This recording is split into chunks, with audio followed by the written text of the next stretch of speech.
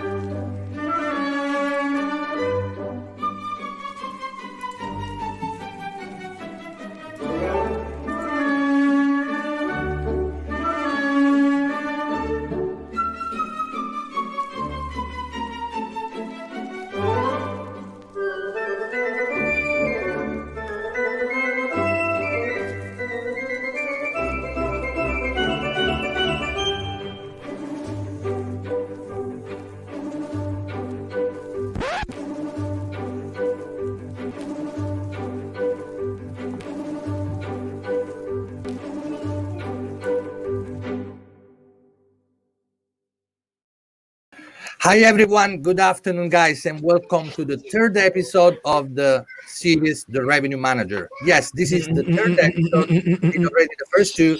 Now we're ready to start for this new exciting event today. So the topic is going to be very hot today, guys. It's all about rate parity. But before we jump into the conversation and introduce our guest today, let me explain a couple of things. So first of all, I'm going to share quickly my screen to remind you guys that basically this is a series and we have already done the first two episodes, and we have now at this page easily you can reach and find out more about the full program, all the episodes, the next dates, but also you will be able to watch on demand the recording of the first two episodes. So as you can see here, it's already accessible, the recording. So this is very important, guys. So keep watching, be notified, so you will get all the information you need to know about the series. This is also another important news. I just want to remind you guys now that this is another important aspect. So combined with this series, we have also released an ebook, and I will leave the word to Chris. My friends is the one in charge of developing this huge contents, guys, and it's going to be really available really soon. And come on, Chris, tell us a little bit more about this ebook now. Yeah, hello everyone. Good morning from Ottawa. Good afternoon, good evening, wherever you are.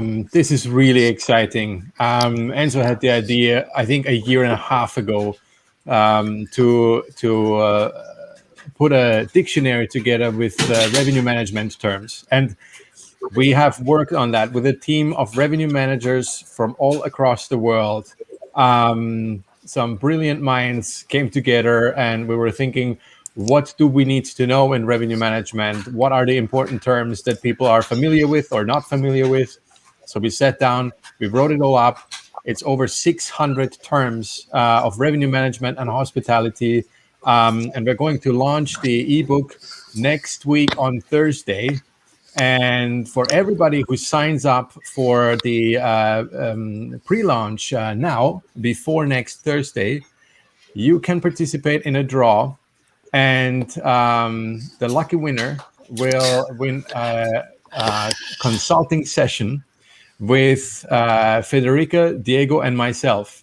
So we can really talk revenue management and look at where your revenue management needs are and come up with a solution for you. So go right away onto the landing page, sign up for the ebook, and I hope you enjoy it. Amazing. So can you, some of you guys, post the link of this landing page, so where the people can download the book easily, right in the comments of the live streaming. Diego, what's up? All good? I know you are in Dominican Republic sitting today. Yeah, good morning, everyone. Greetings from Santo Domingo. Like always, it's a pleasure to be here with all of you. It's incredible what we are gathering during this series. Today we have one of the most controversial panel that we have in the series, rate parity. As you all know, rate parity is something very, very complicated. We have called it, is rate parity obsolete? So what a great name we have today for discussion. Personally, I think that rate parity is not obsolete because it has never existed. So grab your popcorn and enjoy the day. We have four great professionals today: Hanna from Nordic Revenue Forum, Scott from Indigo Roches, Raúl from Meliá Hotels International, and Derek from TrevPAR World. And like always, moderated by our friend Scott Dahl. So what a great session we have today. And as I said, grab your popcorn. It's going to be amazing. Right, cool. I see already people connecting from everywhere. And guys, post your comments in LinkedIn during the live. If you have a particular question related to a speaker, tag the speaker. We will do our best to follow up your comments, your question, in case we can do this directly online, directly during the live. Otherwise, I'm sure we can reply you after the session and ensure that we will cover your question. So, Scott, we're almost ready. How about you? I'm ready to go, Enzo, for sure. This is a great topic. It reminds me a little bit in the United States. Every single time the television networks are trying to get their ratings up, they do that cleanliness inspection of a hotel's news story. And for us, I think it's a little bit like that on the revenue side. We talk about parity when we want to get people involved, and we want to get them fired up, and we want to bring opinions. And so I don't think today will be any different than normal, and I'm really looking forward to it. I think it'll be great. Good. Fantastic.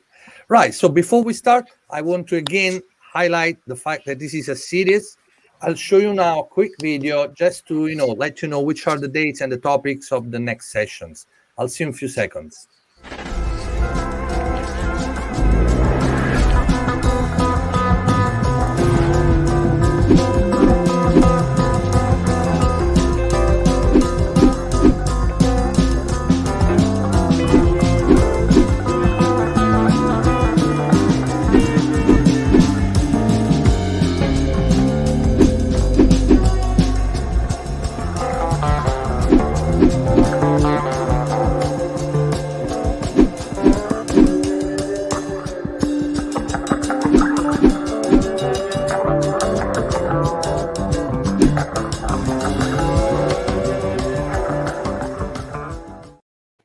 Lots of stuff, guys. I told you this is the third one. We have 5 more, and at this point it's the time to start and welcome our speaker. Let's look at the quick video, and then we will introduce them and start the conversation.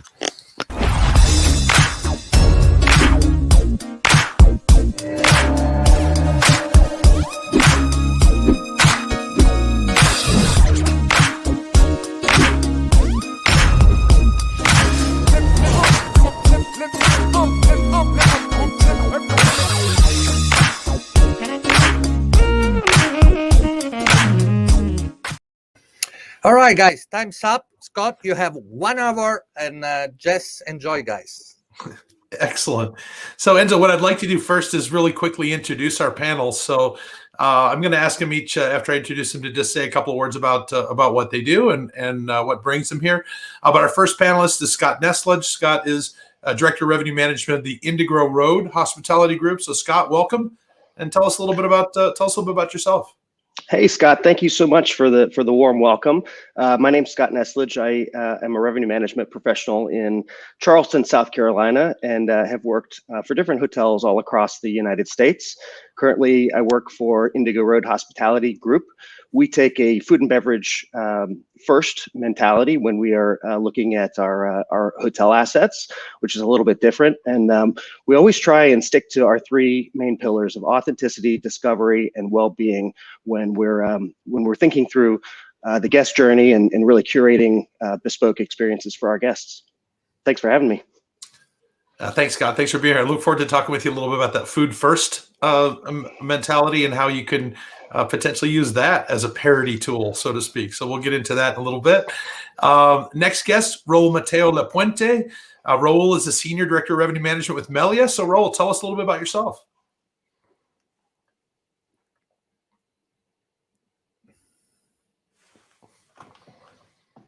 I think you are on mute, Raúl.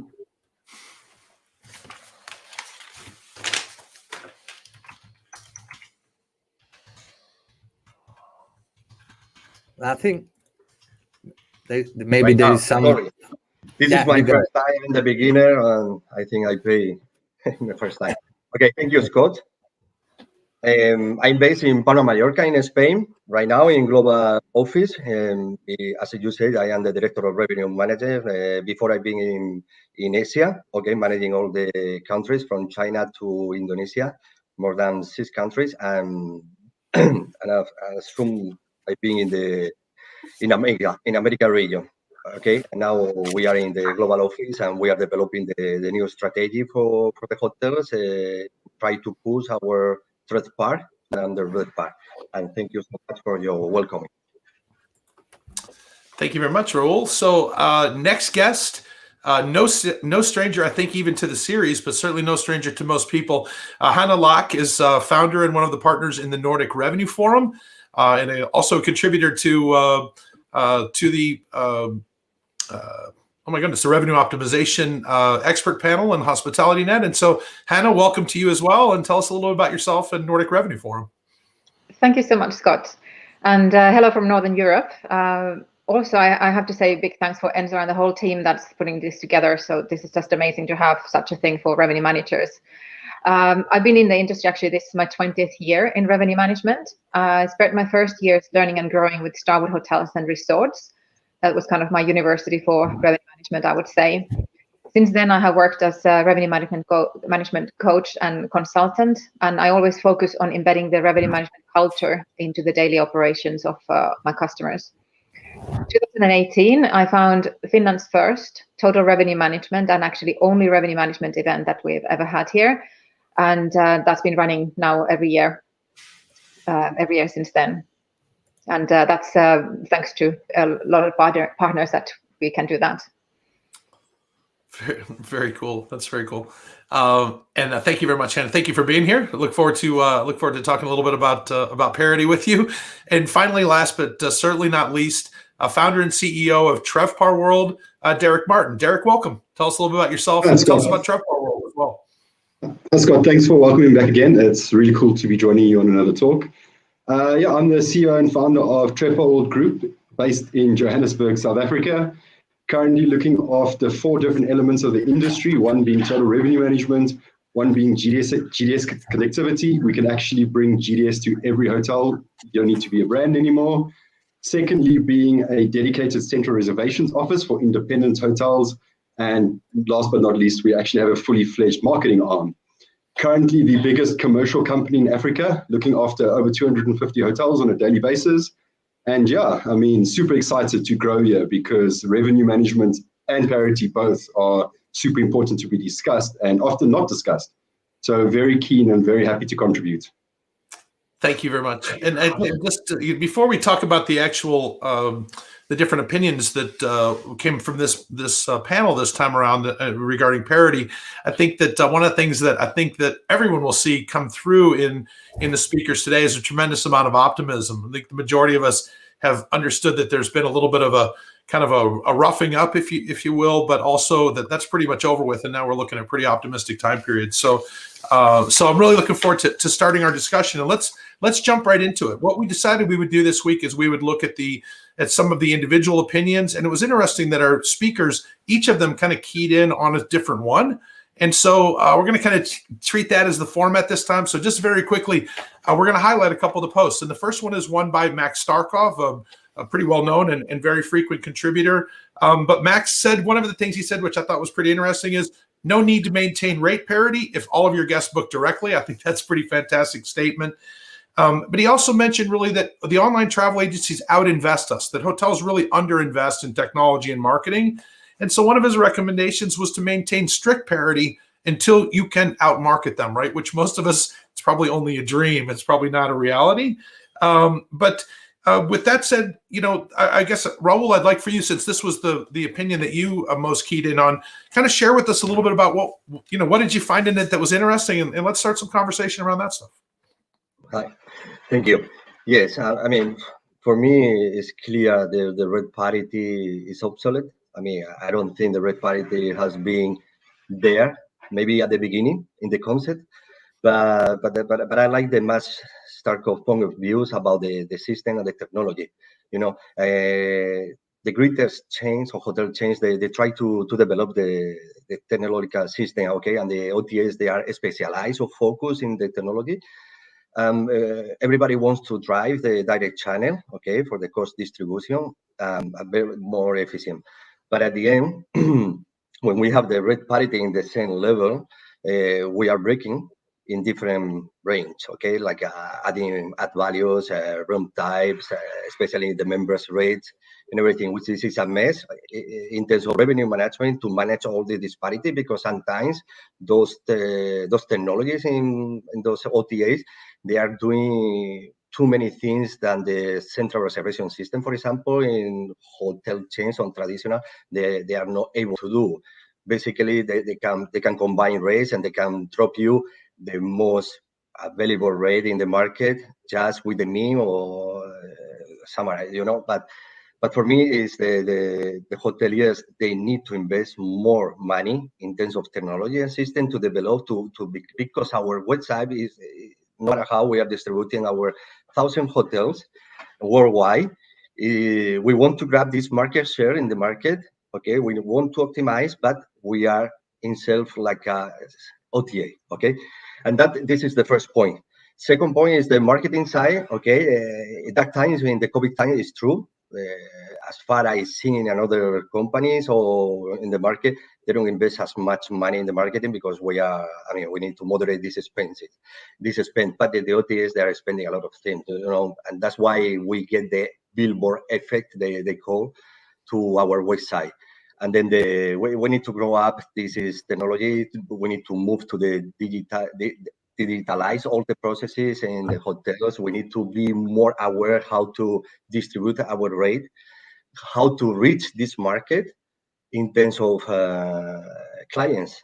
And after that, when we have this, my next position is to go to the segmentation and to try to give the no advantage, but we need to give incentivize our partners, incentivize with the rates, different rates.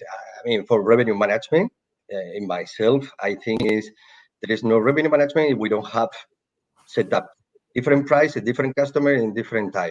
That's the truth. Now we are playing, and we are playing this game with all the partners. Let's say, to be fair, but at the end we are a little bit. I mean, all the partners are selfish like ourselves, and we try to reach those markets. Cool. Thank you, Raúl. I'm going to definitely come back to you and get your perspective on the investment from a brand perspective, because I think you're probably our best representative today from that perspective. But Scott, let me come to you now. Everyone was nodding when we talked about technology investment. And yet it's interesting. Some of it's technology investment, some of it's development costs, and some of it's marketing costs. I read not too long ago that Expedia has to get the fourth transaction from the customer before they start to make money, that the amount of money they spend acquiring the customer, they have a very long-term lifetime value outlook. I mean, I can't imagine us being willing to have 4 unprofitable stays before we started making money in the hotel business. Like, that doesn't seem real. But how does that, from the perspective of being kind of the closest to the operation of individual hotels in our group, how does that investment kind of look to you? Is it a unit level investment? Is it a brand investment? Is it in transactions? Is it in boxes and machines? Where would that investment go, do you think?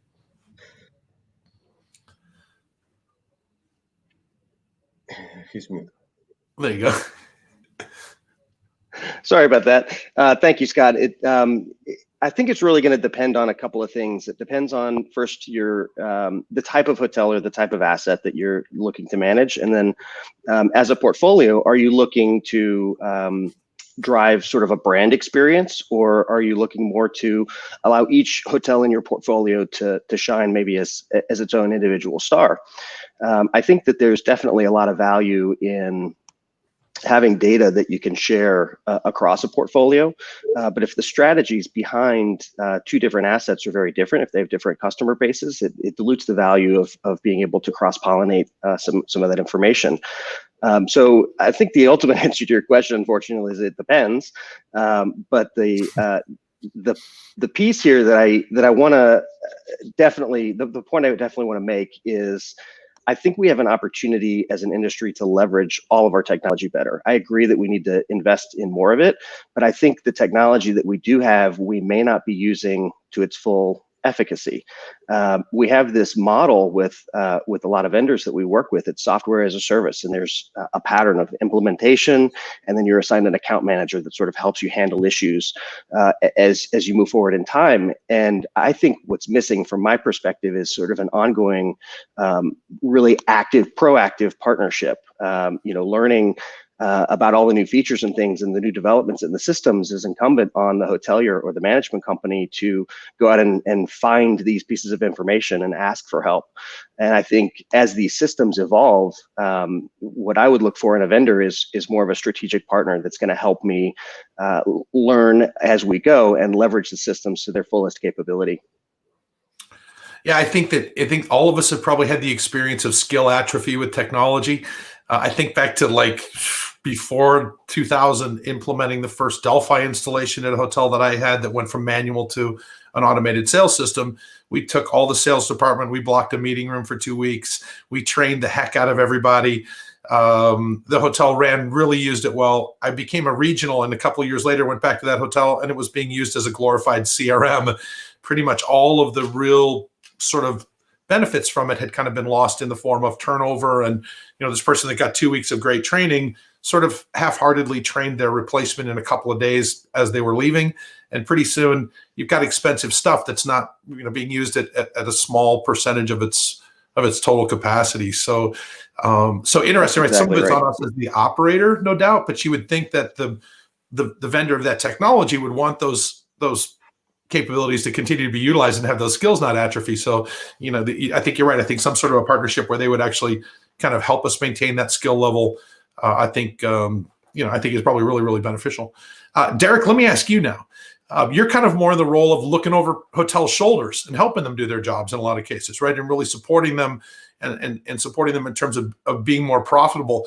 And you are also very much in agreement on the technology, innovation, and investment things specifically. So, and from your perspective, what does that mean? So there's a catch-22 situation. I mean, we can develop as many cool systems as we want. We can implement data-driven strategies. What happens if we don't have people to manage these things? So basically, a system comes in, they've got a project, they've got a timeline, they install it, they leave. They've got an account manager that's left with us. That account manager is not a hotelier. That account manager doesn't understand my business. That account manager doesn't do anything in my business. He's a systems person. We as an industry need to very, very quickly realize that systems are systems and people are people. And if we don't do that, we're going to find ourselves in, actually, it might even be too late. We probably found ourselves in this situation now where the likes of Ideas, Muse, all these tech companies, like they like to call themselves, are actually tech companies. They're not hospitality companies, they're tech companies. So the problem there is they are poaching our revenue managers. We are left with poor talent in our hotels that actually don't know how to manage a system that is incorrectly set up. So, I mean, I can throw you a key of a Ferrari to drive and you don't have a license. It doesn't mean anything. And that's the same when it comes to hotel systems. I honestly don't believe we have enough talent to just throw technology at our hotels. I mean, I'm based out of Africa. You guys are spoiled with talent in Europe. We don't have that kind of talent base in Africa. So the question is, cool, put the systems in, spend the money, build the data strategy. Who's going to manage it? That's the ultimate question. You made a funny statement about the Ferrari too. I think it's a great statement because very often you walk into a hotel and you kind of look at the tech stack and it's got these big giant gaps. But it's got like some amazing technology that does one function, and yet it's not really connected to other things.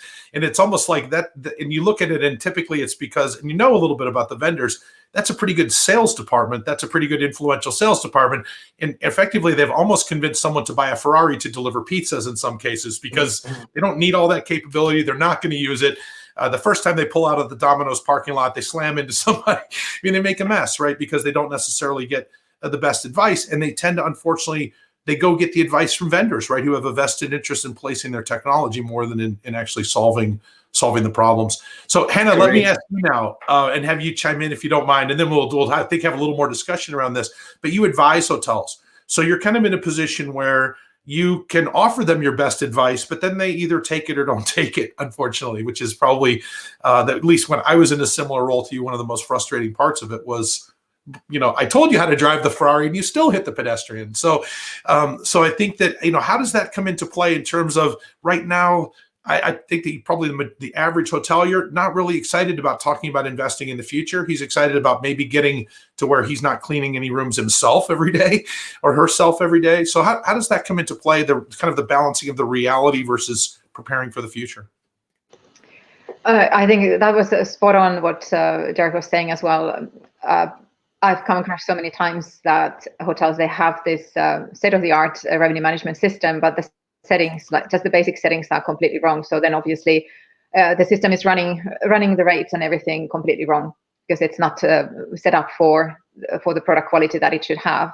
Or they have the system, but nobody's really looking at it, or they just take one report out of it, whereas it would offer so much great things you could do with the data on a daily basis. It is very hard, and that's why I always say that I'm focusing on bringing the revenue management culture into the hotel. So I really try to avoid being the external revenue management resource, because I think you have to have that thinking in the operations all the time, and then you have to involve more than just the revenue manager. You have to have the top management or the owner, hotel manager, hotel director, whichever title they have, involved as well, and somebody need to know what should be the outcome. And it's very interesting discussions, and often I'm called back after a while because they just want to review some analysis again, and also with some customers we're training even the front desk or the reservations team and everything, just so that they understand. And it goes back to this the talent, and the chains are really focusing on doing their own training programs. And this is something I think the private sector should also, or the private owners should also focus on, make sure that staff has the right training and guidance in place. Sure. Yeah. I mean, clearly, the minute you have an organization, all of my actual revenue manager experience before becoming a teacher was running multi-branded portfolios in the U.S. and tremendous resource to have that much bench strength, right? That you have all these hotels. And so the best revenue analyst is going to probably be my next revenue manager. Whereas for a one-off hotel, they really don't have any place to put those people on the bench and have them learn. And so they pretty much each time roll the dice on a good selection. They've got a lot of training to do when they hire someone. And I think you make a really fantastic, fantastic point. Let me stay with you for a second, if you don't mind. And you mentioned that sort of training and that understanding. Some of the stuff that we do puts us at odds with the operation. If we are looking at a total revenue as our incentive compensation measurement, even, let's say, in many cases, and the operator is measured on margin, then pretty much we're going to step outside once or twice a week and fight it out, is how that pretty much ends up. And so how do you help people over that piece from an education perspective? I think that comes from the involvement, and it's for my experience, it's really the education. When people understand what is their role in the whole entity of the hotel operations, and how, for example, just a small example, whatever front desk is doing, how well they are updating the profiles, if that's the case, how that impacts the whole process. Also, just the PMS settings and how it comes kind of through reservations and front desk operations, and then goes to the finance team, and then comes back to you on the revenue desk. It really is communication, and I think that's something that makes this role rather challenging and exciting, because we have, perhaps we're like you mentioned earlier, we're data nerds, but then we also have to be people persons. And sometimes I've come across with a lot of feedback on how I am aloof or something, because I'm just so focused on my data and doing kind of really focused on that. And then you don't notice the people that perhaps around. So that's been something that I've been working a lot to improve the communication with the whole team, and to get the understanding from different departments, because the total revenue management is still not there in our industry overall. But I think so. Derek, that was on the tip of my tongue, but I'm going to let you say it because it's one of my favorite statements as well. But I think that's one of my most exciting things, or one of the things I'm most drawn to in revenue management, is it's pretty balanced in terms of analytical abilities and creative abilities, right? It kind of makes us think of both of them. It's numbers, but it's numbers about the future. So it's numbers with uncertainty. It's not finance. It's, who knows? You might decide to do something. One of your competitors does something, and what you decide to do doesn't work because of what they did. So Derek, do me a favor, throw that term in there when we talk about that stuff. Pretty common term with a lot of us, but let's get it into the conversation. I think you're muted. By the way, for those of you that are wondering if we're all rookies on webinars, we are absolutely not. Enzo put the fear of God in us about the mute button about 30 seconds before we went online. So, but anyway, that's why we're all fumbling with the mutes. But I think Derek, we probably can hear you now. So go ahead. That's it. So I popped into our little group chat. The world needs more geeks that can speak. I mean, my analysts love sitting behind their screens with their headphones in for 10 hours a day. No problem at all. Ask them to stand in front of a room of 100 people and explain a strategy, it becomes a different story. So we need data geeks that can stand in front of a big room and explain their strategy, not only explain it, get the people or the audience or the hotel owners or anybody to buy into our strategy. And then actually to have the ability or the emotional intelligence to manage the process. I mean, hotels are emotional operations. I mean, you're getting deep involved in sales, marketing, operations. It's emotional. It's a tough task. And I mean, there's so many elements to generating revenue and making budget that the data is the key. But if we can't explain the data, it's kind of useless to everybody. So the key is ideally finding salespeople that love data instead of loving cocktail events with their customers, and merging the two. That's what we need to find. I totally agree. Yeah, I think it's one of the cool parts of our job, right? And I think that it's something that's evolved a little bit. There used to be, the revenue manager's role used to be to read a bunch of stuff and baffle everyone and scare them and talk about algorithms and bring up things. And now I think, quite frankly, the revenue managers that all of us seek, if we're really leaders, are the ones that can explain something pretty complex to a 12-year-old kid on the way to soccer practice, right? That's the one that really, if you can explain it to that audience, you probably understand it pretty well. But if you can, use 25 or 30 numbers in a sentence, that's actually, quite frankly, not very impressive to me at this point. I think it's exactly as you say. It's the ability to create meaningful insights, right? The ability to come up with something actionable, not just some crazy conclusion that's unfixable. That's not really that helpful in some cases. So Raúl, I promised we'd come back to you before we move on from this topic. But tell me a little bit about, so Meliá, right? You're in that same boat. Many individual hoteliers, they don't stand a chance in the generic search. But branded websites have enough juice that sometimes they can win if they're really well built and everything. So when you talk about the investment in tech, and we talk about parity, and we talk about, quite frankly, even shelf space in the generic search, what kind of stuff are you guys working on as a brand, and what are brands working on right now to try and fight that fight? Sorry, Scott, I didn't hear you because the network is okay. very bad. So basically, let me ask you, as a brand, individual hotels can't really win the battle with Google or with Booking and Expedia and an unbranded search or a location type search. But a brand website has enough power potentially that it can sort of compete, right? If it's done well. What kind of things are you doing at Meliá? What are you looking at in terms of competing with the OTAs? You mentioned that parity was obsolete, which I thought was a pretty cool, pretty cool statement. But so tell me how you guys are navigating that. How are you advising your hotels? Actually, what we are trying is to have more exposure, okay, to create our brand awareness in different regions, okay, all the investment, and we are sharing, for example, it's not the same investment in Europe, okay, because maybe we have more brand awareness than in Asia. In America, we are spending a huge amount of money only to position our hotels and to compete with these OTAs. And at the same time, we are trying to combine with them, you know, the members' rates, okay, to drive to and to create our database. Okay, when we have our database, we are more able to understand our customer profile, and after that, we try to target all this profile in order to reach them easy way, okay, and faster. Cool. So mass personalization, micro market segmentation, depending upon which way you want to look at it, but more direct connection, a more direct connection with folks. Well, cool. Hey, Enzo, let's we're going to talk about this the whole time. So let's roll to our next opinion. So the next opinion was submitted by actually a person who's appeared on our last episode, Jonathan Liu, and actually it was you, Hanna, that had some attention or that was drawn to it. But let me just pull out a couple of highlights. The first one, it says rate integrity should be a focus, okay, not rate parity. That's an interesting statement. Making sure you get the right rate to the right place is a challenge. Absolutely. Understanding how rates relate to each other to drive value is an interesting statement.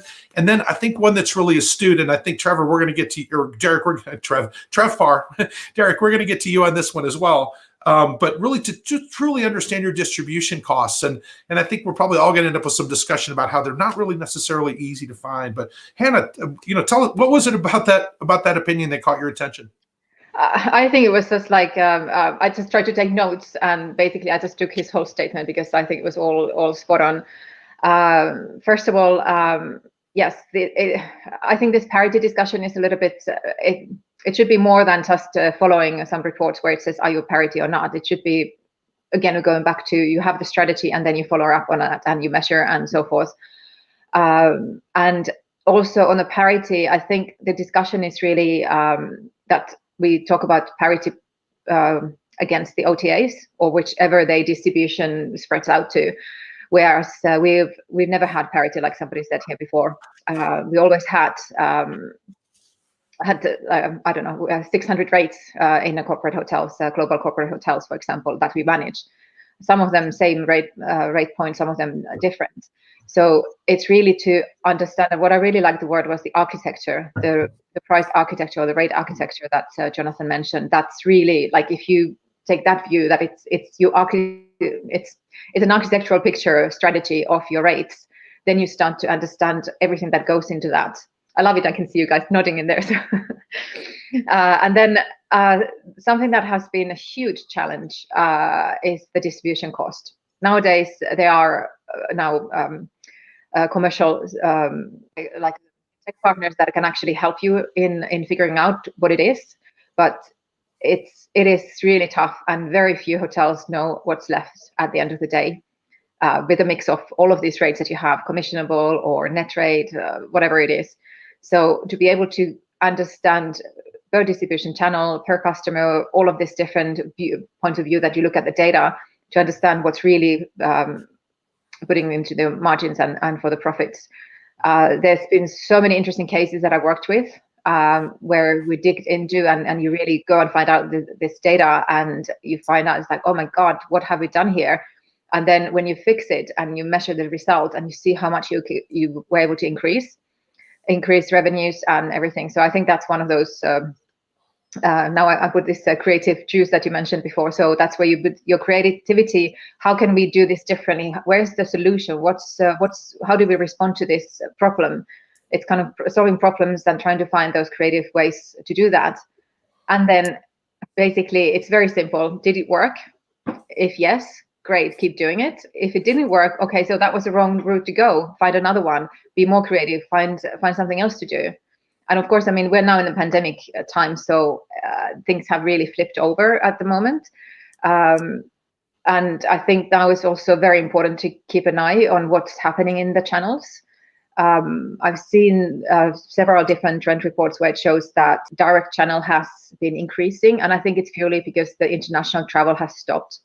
So it's your local marketing is reaching your domestic customers, and then when people start to travel again, we will see again movement in the distribution mix, I'm sure. But yeah, it was basically everything he said. I could just sign up, and that's really how I see it as well. So yeah, that was very clear for me to choose Jonathan's point. Cool, thank you. Yeah, there was another post by Trevor Stewart Hill, and he pointed out that let's remember that rate parity was requested by the hotels, not the online travel agencies, as much as we want to be angry about it. And because it made it easier for us, right? We had a pretty simple approach that we could have then, and it didn't add this extra variable. And I think now it's time for us to really, we've got to become hip to what that extra variable means and how do we make that work to our advantage. Derek, let me ask you, right? This is your, I'm sorry, go ahead. Yeah, just one point to add to that. I think one of the things is that that's causing this still to this date, or well, up until the pandemic at least, is that OTAs, they are very good at offering their different promotional campaigns. And when you're in a meeting, even I nearly signed up for one campaign. I said, hang on a second, we have to do some calculations. And I went back to the office and I did calculations and said, hang on a second, this doesn't make any sense. We basically giving out 50% of our rate with this campaign, and we can't match that with our own system. And on technology as well, there's so many companies that don't have a PMS or booking engine that can handle any kind of promotions. So then you shouldn't do that with the channels either if you can't replicate it to your own customers. But yeah, that was the final point. Yeah, I think Max Starkov made the point that you should at least follow parity if you don't have the ability to get an advantage of not following parity. And I think that's an interesting statement that you make, right? That at least you're not charging more than some other channel, because the worst thing in the world is to give a customer effectively a value incentive to cost you a 20% commission. That's a horrible mistake. So yeah, that's one of the big ones. Derek, let me ask you, I mean, the name of your company is TrevPAR. I mean, this is all about finding those individual expenses, and they're just horribly spread all over the P&L. And some of them are really an opportunity cost, even in the form of a margin. You never see that money. So you don't really have any way to measure that unless you're really astute. How does all that stuff come into play? How can we manage that? So, I mean, we refer to the term tech stack quite a lot. I mean, I don't even think hotels know what they have in place, let alone the cost of that. So as I said previously, is that systems people set up systems and hotel people run hotels. So for example, a system company is going to set up a system in such a way that it can maximize his own business first, not our business. He doesn't care that we pay commissions. He doesn't care that he's charging us $20 a transaction. He doesn't care. They're making $20 a transaction. I mean, we found a hotel now after analyzing the whole tech stack that was sitting at like $23 a transaction. I rebuilt their tech stack and we're coming in at $8 a transaction now. Not only is the reduction of like $14 a transaction, but we've got clean distribution, which means our gross revenue production increased by 40%. So now you've got a saving and an income, so your profit flows through. The problem is we don't have the skills to deep dive those channels and say, guys, what is the cost of a Synexus booking versus a direct booking, or this or this or this? Everyone can say it's expensive, but direct is just as expensive. I've mentioned this before in this discussions, is that you pay a marketing manager, you pay a graphic designer, you pay a web developer, you're hosting, you're updating your website, you're paying for meta search, you're paying for Google SEO. Guess what? That's probably more than 15% commission. So we also need to play smart. I mean, we can talk about direct, but you know what? I don't have a marketing department. I increase my commissions to 20%. I still make more. So we also need to be real with ourselves, because if your business can't hire people, maximize the OTAs because it's actually cheaper. You know, so once again, it's a double-edged sword here. It's all based on your own operation, your own income statements, and your own profitability. If you can't afford to hire a sales team, maximize what you can. So it's a catch-22, but your technology is the quick fix in terms of savings. Analyze your tech stack, make your saving, drive your gross revenue, and you'll see it within a month. You'll see flow through. Oh, for sure. So, Davina, I promise you we're going to talk about affiliates in the very next couple of minutes. It'll definitely come up. But Scott, let me ask you, staying on that cost thing, from someone that sits over hotels and has a responsibility for the P&L, you've got to find those things. But what are your feelings? I mean, I think a lot of hoteliers are evolving sort of to being channel agnostic because they're able to understand the specific expenses and they realize that it's really great that I feel really great about my group business, but I really should look at the office in greater detail because Karen is my lowest cost of distribution, but Bob is my highest cost of distribution because Bob doesn't book very much, So I think that, how do you get all the way into that, and how much influence does that have over the decisions that you make at the portfolio level, at the global level? Yeah, it's definitely very influential. And I think where we get into the weeds sometimes is exactly to your point. What are those costs and how do we measure them, and how do they stack up against each other, channel by channel? And so that's something that we're constantly, refining how we're measuring, how we're looking, with the constant goal of optimization.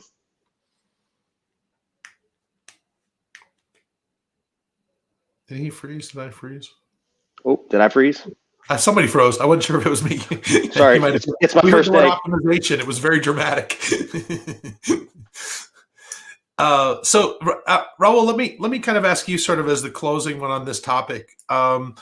You're in the position of seeing this from the brand perspective. So the brands have done a lot of things to now kind of counter this, right, and go back to direct measures. But some of the stuff that you read and some of the P&Ls that I see, the additional loyalty cost that's hitting the P&L from the brand is kind of making the cost of distribution pretty equal to some of the brand direct distribution. Is that a discussion? How does that discussion work out in the corporate office? Is it about getting the direct business, or is it about an awareness of all that stuff? How does that play?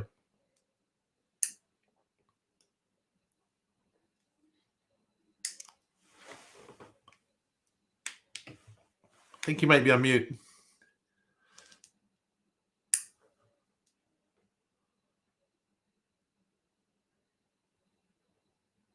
Oh. Yeah.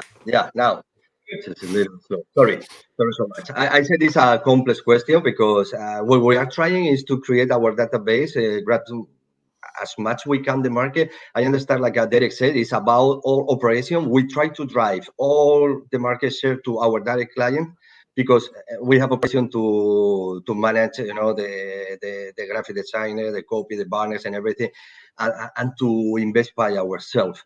But it's true, what we are looking for in the direct channel is our net income is the highest one, okay, more than the OTAs, and try to optimize with another channel, so distribute our rates in different channels to get more profit.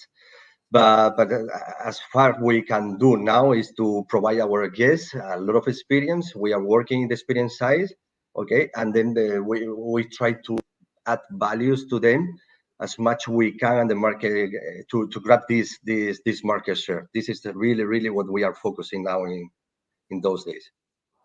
Yeah, I think that's the next topic is going to get us all into sort of how do we capture that customer, right? And we're capturing them all. I think we're still talking about relative agreement that the public rate parity thing is probably something to go with. But the reality is we're not selling most of our rooms at those price points anymore. They're kind of this thing that sits out there that then everyone runs underneath. So Derek, before we move on to the next one, I was actually hoping to mention, you mentioned something about this third party business, this very agnostic kind of business, and it gets fee structure associated with it. Talk a little bit about that, if you don't mind. So, we need to understand that our guest is the OTA customer before the our guest. I think we forget that. Remember, these guys have their own targets, their own incentives, everything to convert the business. So when you're looking at your third-party fees and your third-party things, it needs to be a win-win situation. So you need to be able to turn any distribution setup or any contract you put in place for distribution into a win-win setup.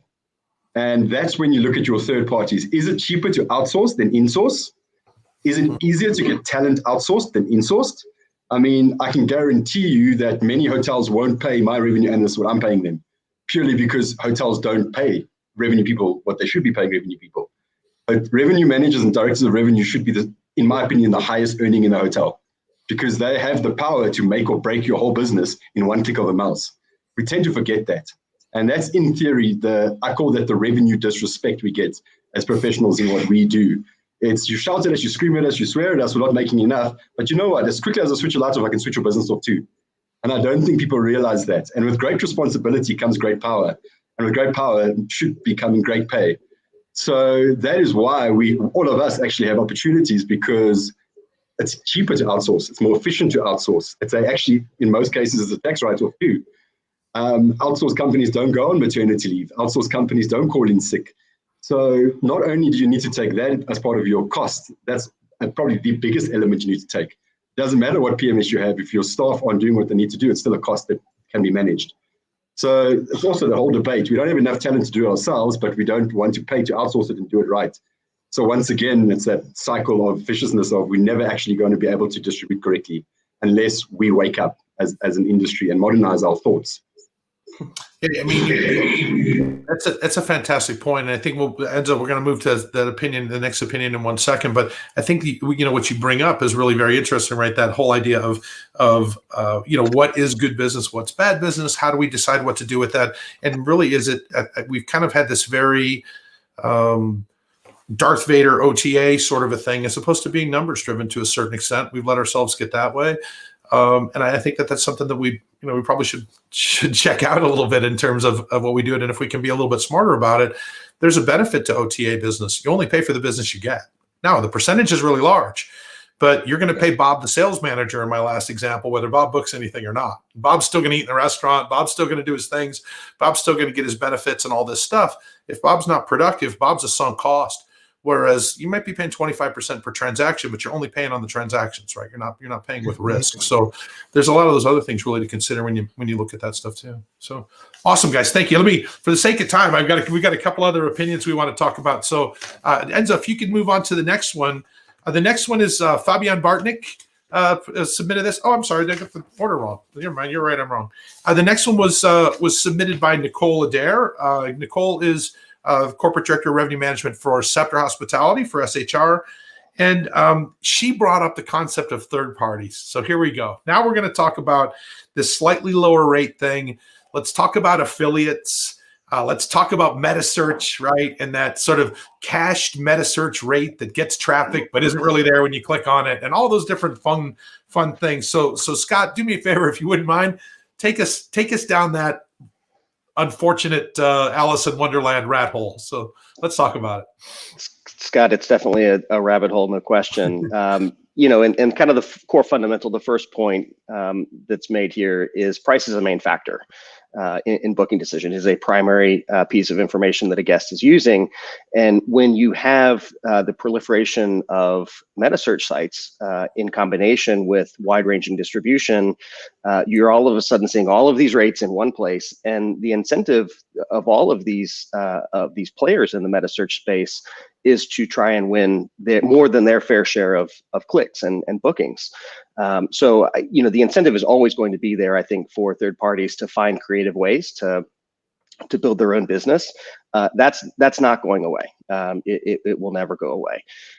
So where does that leave us as hoteliers? And I think the answer, the first piece of the strategy here, your first line of defense against third-party parity issues is direct bookings.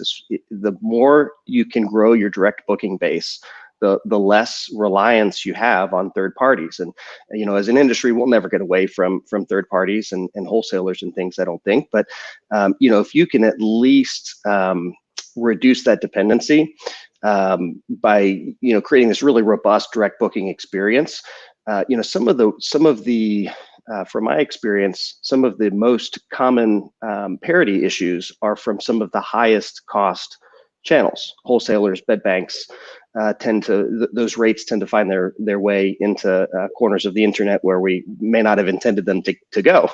And that's definitely one of the root causes. Those are our highest cost channels, and those should be the first channels that we reduce our dependency on if we can grow direct bookings a little bit more. So that comes down, in my mind, to that really robust guest journey.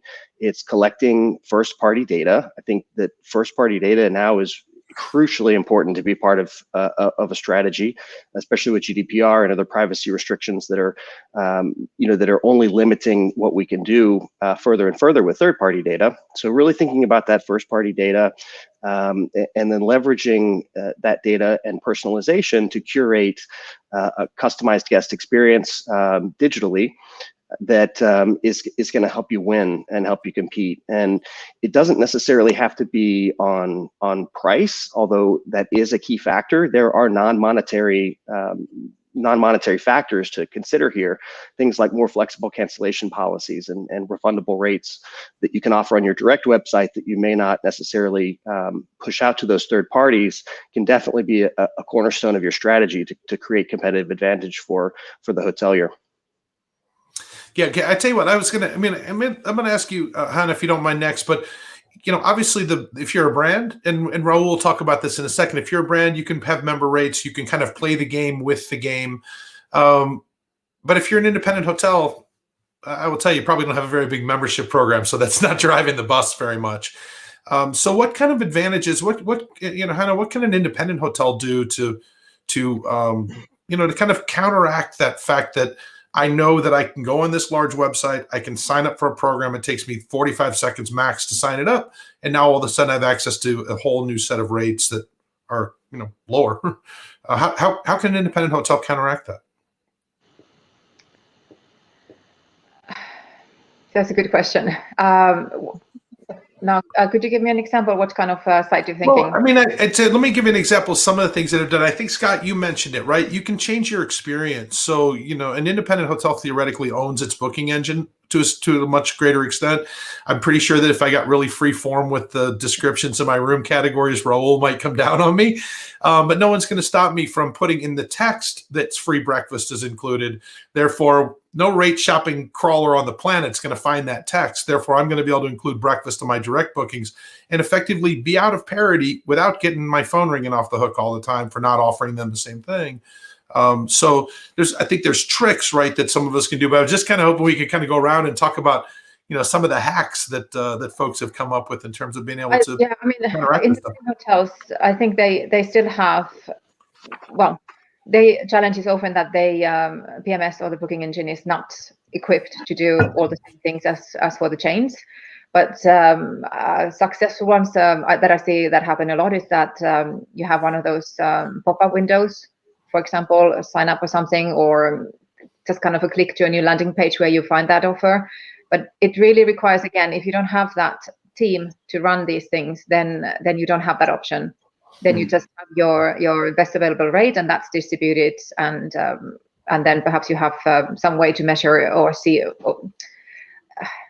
Now I'm just taking back a little bit because there's so many hotels that they don't even follow if they are on parity, and they perhaps haven't even heard about it. But there's still, I think that goes back to the creative. So when you know what systems you have to work with, you can find the ways. And like you said, I think this is one. They can't crawl all of these small booking engines, so they can still do some things over there.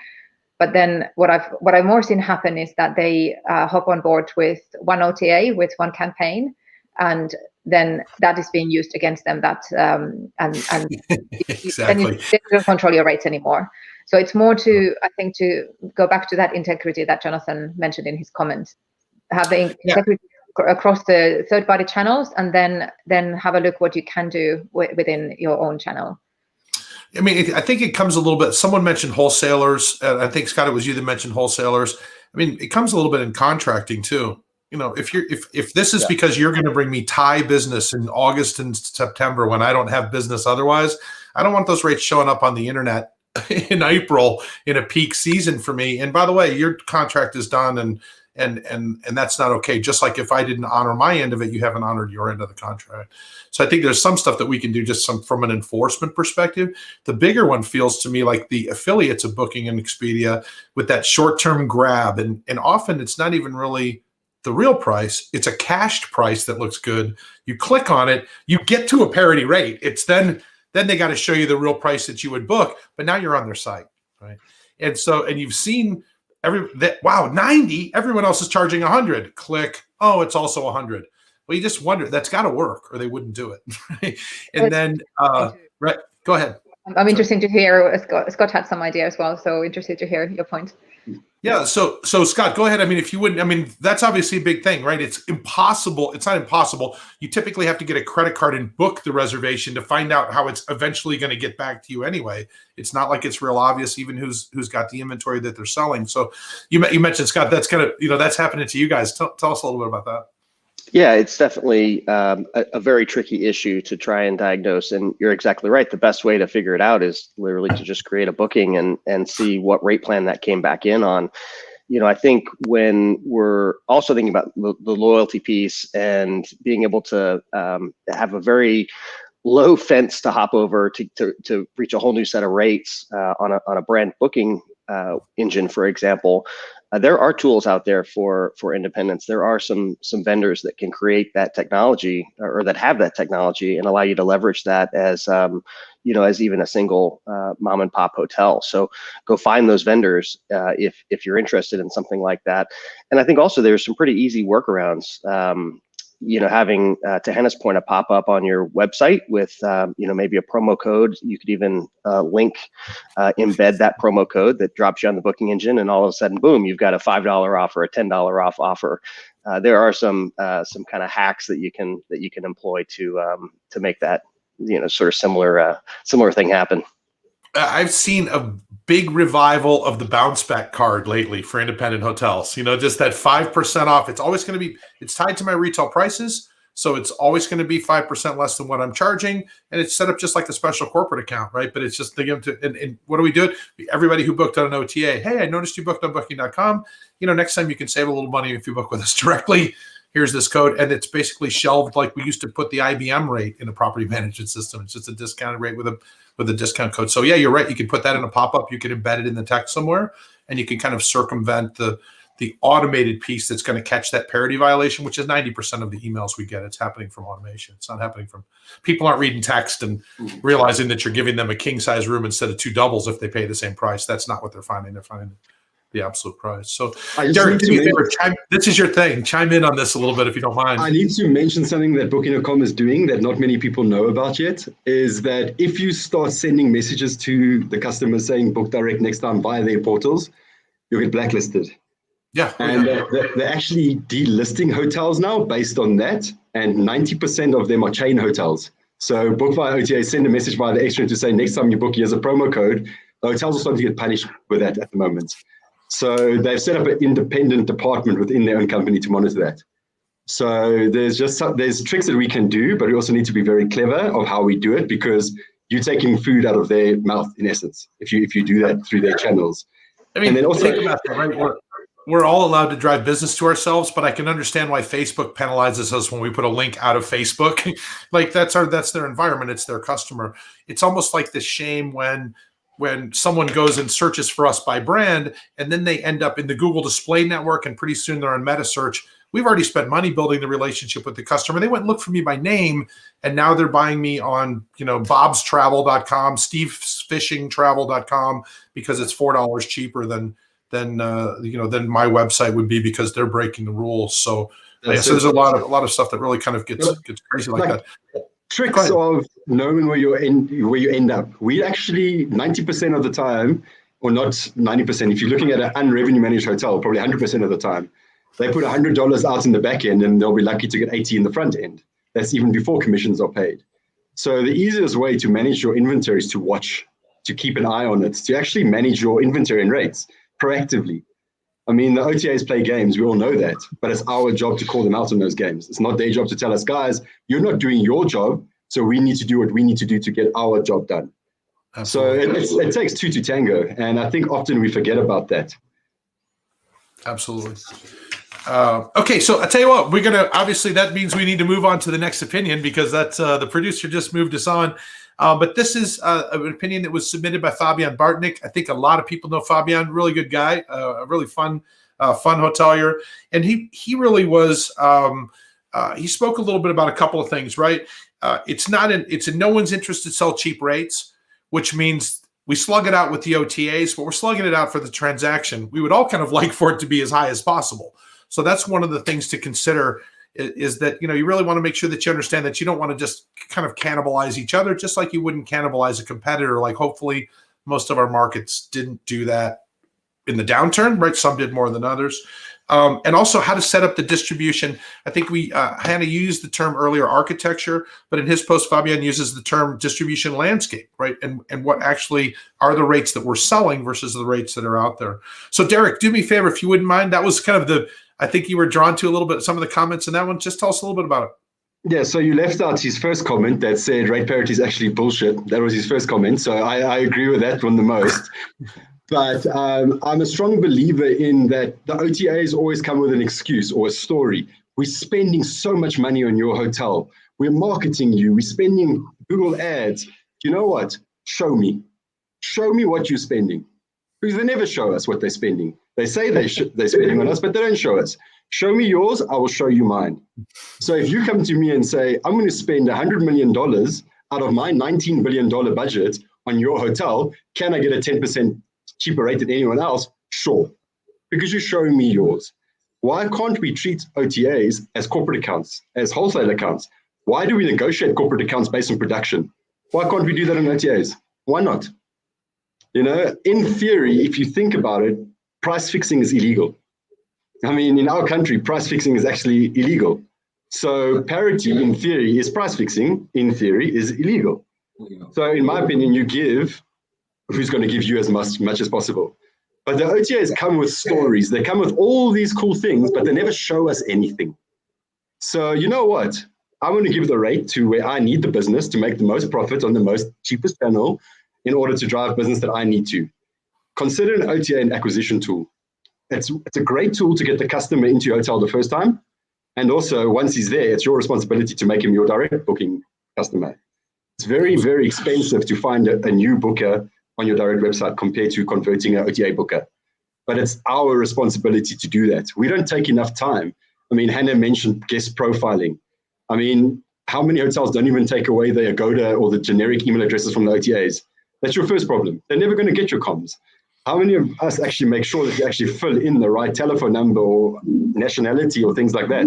So it stems way, way deeper than just parity. I mean, the OTAs are doing what they need to do in order to survive. And they're doing it because we're not doing what we need to do as an industry. It's a game. I mean, they are winning this game because they've got more talent and technology than we have. And we need to change our mindset to beat them back. And we can talk for days about parity. We can talk for days about direct needs to be cheaper. But what are we going to do about it? That's my question. Can you say no to the business? Can you switch it off? No. So do you know what? No matter what we say, they still have the power. We need to find a way to work more with them, and they need to be more transparent with us so we can maximize our businesses. Don't punish me because a wholesaler put a low rate out and you push me down in ranking. Come on, it's very petty.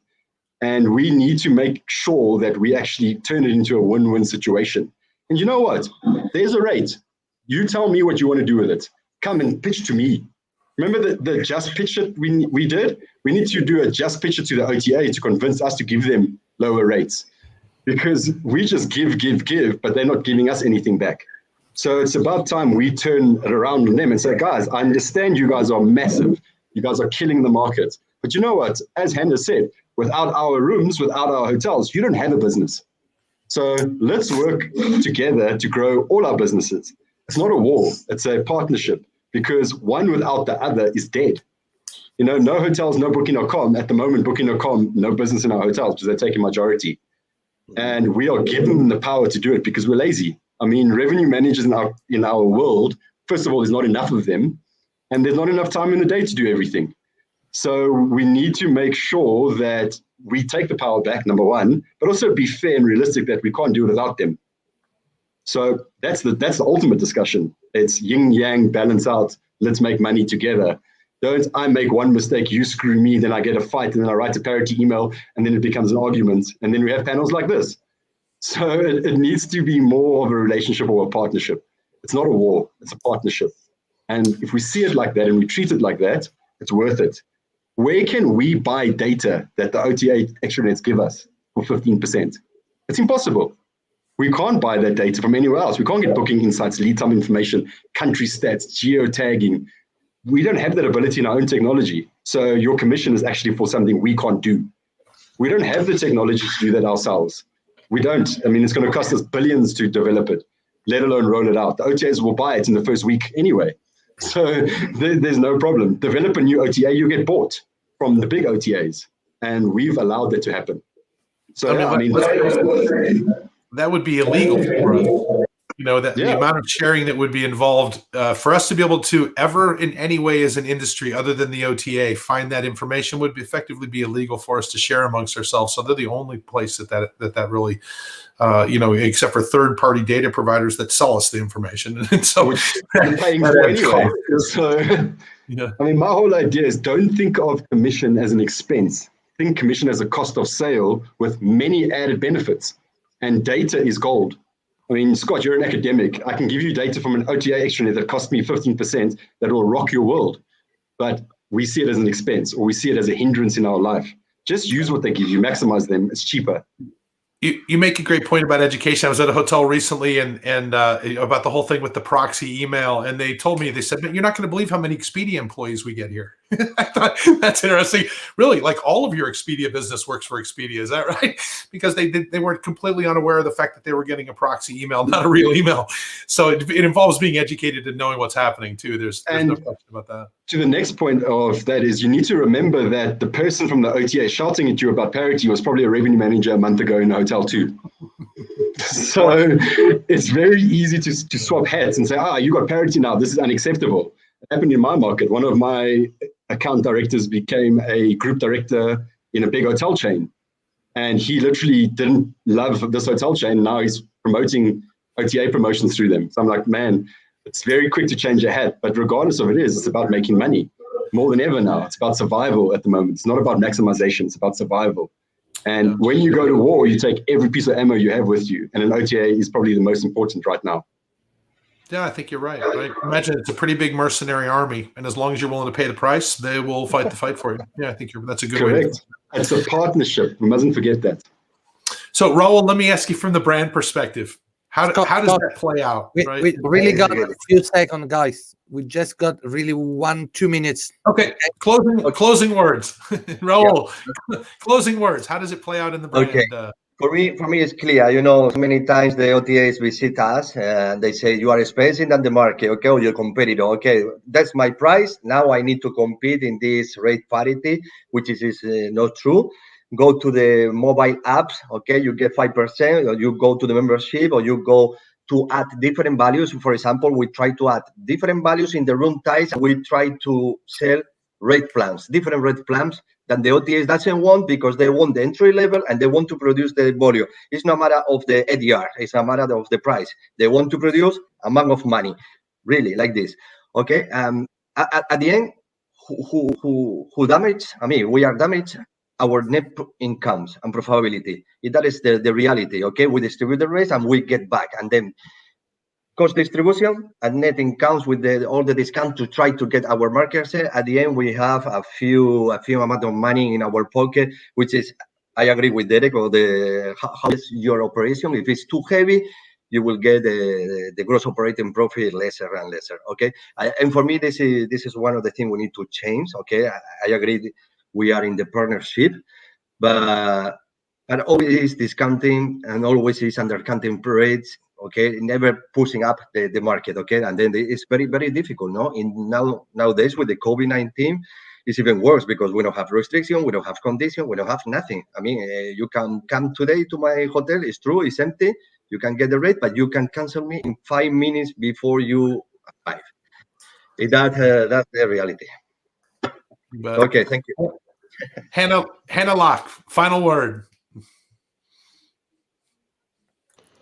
This was very interesting, and I just realized that, oh my God, time is up, and we didn't cover so many things that are related to this, the customer perspective, and and we're just chatting here with a panelist and just scratching the surface, so to say. So this is not the end to all means, this 1 hour session here. But I think the architecture and understanding from that point, that's a good place to start. To have an overall picture of all the opportunities and different channels, different customers that you can build your strategy on. Cool. Okay, thank you. Hey, and Scott, let me give you the final word on the whole thing from the owner's perspective. I agree with you, Hanna. Hanna, I agree with you. We've just scratched the surface. And another thing that we didn't talk about today that I think we could and should is just the complexity of our systems as an industry. And thinking about a CRS and rate structures and room type differentials, there's a tremendous amount of information that we're responsible for programming and ensuring is accurate. And I think there are a lot of parity issues out there that are self-inflicted due to the complexity of what we're dealing with. If you think you're in parity and you're not searching for 3 guests, 4 guests, 2 adults and 1 child, and understanding at all of the different differentials, if you are actually in parity, you're not doing a complete job. And that's where I think, we've got a whole nother topic of tools that can help hoteliers in understanding how they're priced in different channels in different countries at different occupancy levels for all of their rate types. And that's where I think we need to go as an industry is just to be better informed and to be, using tools to help with this as well. Because again, some of it is very much self-inflicted on ourselves. Thank you very much for the conversation today. Panelists, thank you very much. I think, Enzo, that's the perfect segue because I just heard Scott say tools. And I think we're going to talk about tools next. So let's first of all thank you all, Scott, Hanna, Raúl, Derek. Great panel. Thank you very much. It was really, really interesting. Obviously, so much we can talk about this. It's our sweep topic, or sweep topic, right? In hospitality, when we need ratings, we talk about parity. And I think this was a really interesting conversation. Thank you, guys. Cool. Yeah, who said rate parity is an obsolete topic, guys? We can keep this conversation going on for days and days, right? So don't go, guys, because now we start this product pitch presentation. The first one is going to be with OTA Inside and following by Fornova. Stay there, Scott, Anna, Derek, and Raúl, because after the pitch of the product, we expect some questions, some hard questions to our presentation, all right? Right, so let's introduce the first one from OTA Inside. Hi all, I'm Thierry Collard of OTA Insight. See you soon at the Revenuemanager, the series. Cool. Thierry, how are you? Good afternoon. Welcome. Yes, good afternoon. Hi, Enzo. Can you hear me? Yes, we do. I see you have already prepared your slide. Let me share your screen. 1 second. Right. So time's up. You can start your presentation, Thierry. Go ahead. Great. Yeah, thanks all for being here and really looking forward to the session, and greetings from Amsterdam. So my name is Thierry Collard. I'm Global Commercial and Partner Manager with OTA Insight. Let's start with a quick introduction to OTA Insight for the ones that are not familiar with.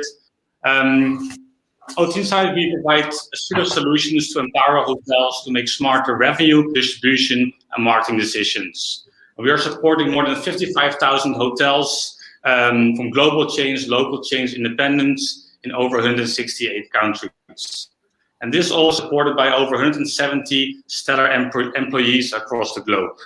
And our mission is really to help hotels through the challenging distribution landscape and offer solutions that increase profitability and revenues by offering actionable insights. We are very humbled and fortunate to work together with the leading hotel companies, and our solutions are really built on customer feedback from those chains. And being a global company and working with leading hotel companies all over the world, it gives us the advantage that we really receive a lot of feedback about what is happening in the industry on a global scale. It helps us to understand the challenges in specific markets and how book behavior of customers is changing today. And we're helping hotels today with 4 different solutions. The first is Market Insight, which is a demand predictive solution where we include hotel and flight search upper funnel data. Then we have Rate Insight, our rate intelligence solution, which is much more than a rate shopper. We also have events, ranking, reviews, and parity data. Then we have Parity Insight, which is our chain level parity solution, where we help chains and local chains spot and resolve parity issues. And then we have Revenue Insight, which is our hotel level BI solution to really analyze the data, drill down into the data, and to a very granular level, and to really allow you to find answers quickly. And we are humbled and proud to be awarded the first place in 3 categories on Hotel Tech Report. These awards are based on verified user feedback, and we are extremely thankful to all partners and customers for making this happen. So let's quickly reflect on 2020. So the few main trends that we have noticed and I want to highlight here. The first one is the consumer behavior has changed significantly. Due to travel restrictions changing all the time, due to market uncertainties, the booking window is really short. There's a significant increase in domestic travel and people change their preferred way of traveling due to COVID. And also more consumers are traveling within their own country and they travel by car. And therefore, the search criteria has also changed compared to pre-COVID. Then it's increasingly more complicated today for hoteliers to make accurate forecasts as historic patterns have lost relevancy. Again, with booking windows getting shorter, there's less time to respond on increasing or decreasing demand, and hoteliers need to be on top of their A game all the time right now. Demand is significantly lower than pre-COVID, so whenever there's a little bit of demand out there, you as an hotelier need to make sure that you grasp that early demand, as every penny counts today. We noticed that also by speaking with all of our global partners, that the amount of same-day arrival bookings has increased by 40 to 50%, which result now that 50% of the bookings come in on the same day of arrival. Also with corporate travel that is down, we see that more and more business hotels are competing for leisure travelers. And this results into special promotions, flash sales, last-minute rates. So the landscape became a lot more competitive since COVID, and there are more and more accommodations competing for the same customer today. We see in our data as well that the rates are being changed more frequently and often on the day itself. Again, which gives it less time for you all hoteliers to respond on that. And just lastly here, OTAs and direct, and with direct we refer to walk-ins and call center reservations, are ahead of brand and GDS recovery. Not in all markets, but in a lot of them. And customers are going to direct channels, online and offline, right now to make sure that they have the right information about what's open, about sanitary efforts, etc. Like myself, I traveled in Spain a few months ago, and the first thing I did, I called the hotel. I asked, what are the restrictions for your market? And what is open in the hotel? Is the gym open? Is the restaurant open? And then I made the reservation via the phone. Also, cancellation policies is a factor there, which helps to drive some direct business, because typically consumers think that cancellation policies might be more flexible with the brand directly. But we have to realize that the opaque channel is growing faster over brand.com website bookings. Then a quick overview of rate parity. As we support the majority of the largest global chains with their parity programs, we analyzed millions of rate disparity issues and want to share some insights with you today. These parity problems have an enormous impact on hotel operators and their distribution partners. We noticed that at the start of the pandemic, parity became less of a priority. Of course, with hotels and chains putting staff members on furlough, and that all resulted into significant increase in disparities. So first of all, let me explain how we calculate the loss score for this study we have performed. So the score is determined by comparing rates on each channel versus brand.com website. And when a channel is lower than the brand.com, this is considered as a loss. So we look at the total shops performed, brand versus channel, and then look at how many percent of those shops the channel is lower price versus brand. So we can quickly see here on the left-hand side for the independent hotels, basically a significant increase in disparities across Europe, North America, and Latin. And if we look at the chains, it's basically a very similar trend we see, and especially the Latin region has a significant increase in disparities. We do see that chains are increasing more and more focus again on parity, getting their staff back and investing resources to drive direct bookings. And lastly, I want to highlight here is that the distribution landscape is never boring, as you all know. I just want to highlight some of the OTAs that recently went out of business. As you know, there's new OTAs coming up all the time, but also we've seen, Cancel One, Book It, Newstay, Hotel, and Squish going out of business recently. Then also breaking it down by channels, major and auto channels. And for major channels, we consider these are often contracted directly by the hotel, like Agoda, Booking, Expedia. And the other channels we consider as not contracted directly by the hotel, which is typically, or such as Snap Travel, eDreams, Zen Hotels, etc. So we see on the left-hand side first, For the independents, it's especially the other channels where we see a significant increase in disparity. And then for the global chains, it's basically both. And what we really see there, especially for the major OTAs, for the global chains, is that more and more hotels are opting into OTA excellent promotions as they're desperate for business. So these are some of the results I want to share today. Then going to the next slide, really on how to drive direct bookings to your hotel. And to drive conversion, of course, rate parity is key to ensure, and of course, ensuring that you have a competitive rate on your own brand site.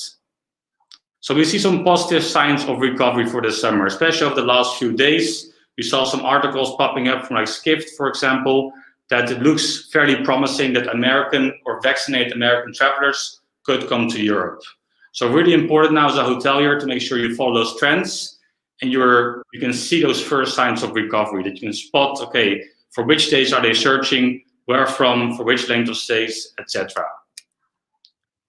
And then what actually impacts demand, and again, making sure that you have the data available to make accurate decisions and based on data. So looking at, okay, what is picking up for which days, really looking at upper funnel search data.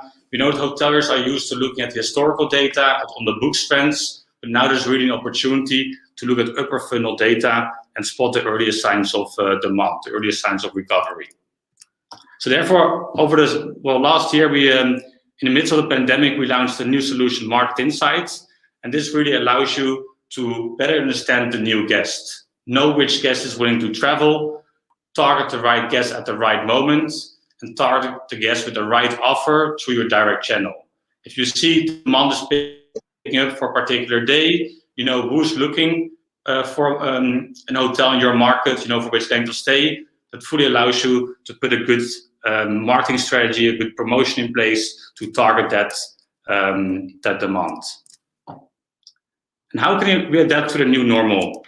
So again, we talk about get to know new guests and then really focus on the issues that matter. So looking at parity, firstly, focus on issues that actually get searched and get booked.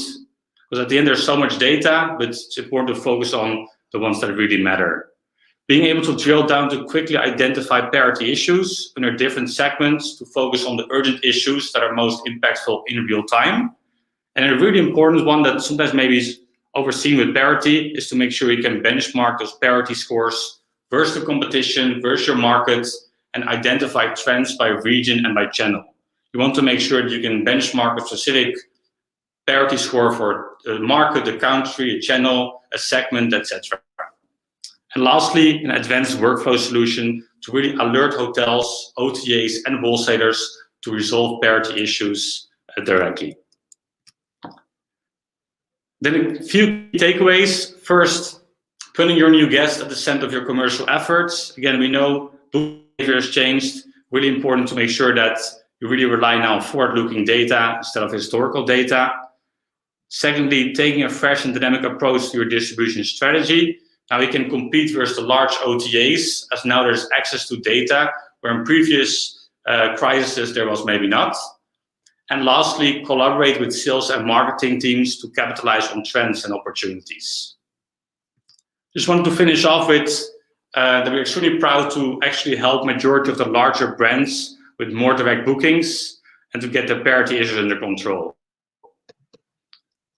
Great, that was it from my side. Looking forward to answer any questions. And lastly, just want to share that we will offer an exclusive offer for any attendees today. If you're interested to learn more about our solutions, we'll offer an extended free trial, and here are my contact details.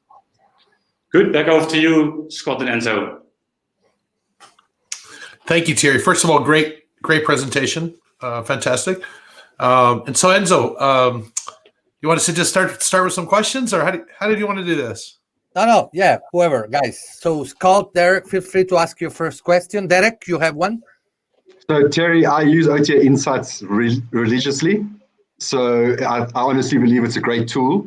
However, I use the data completely different to how most hotels would use the data.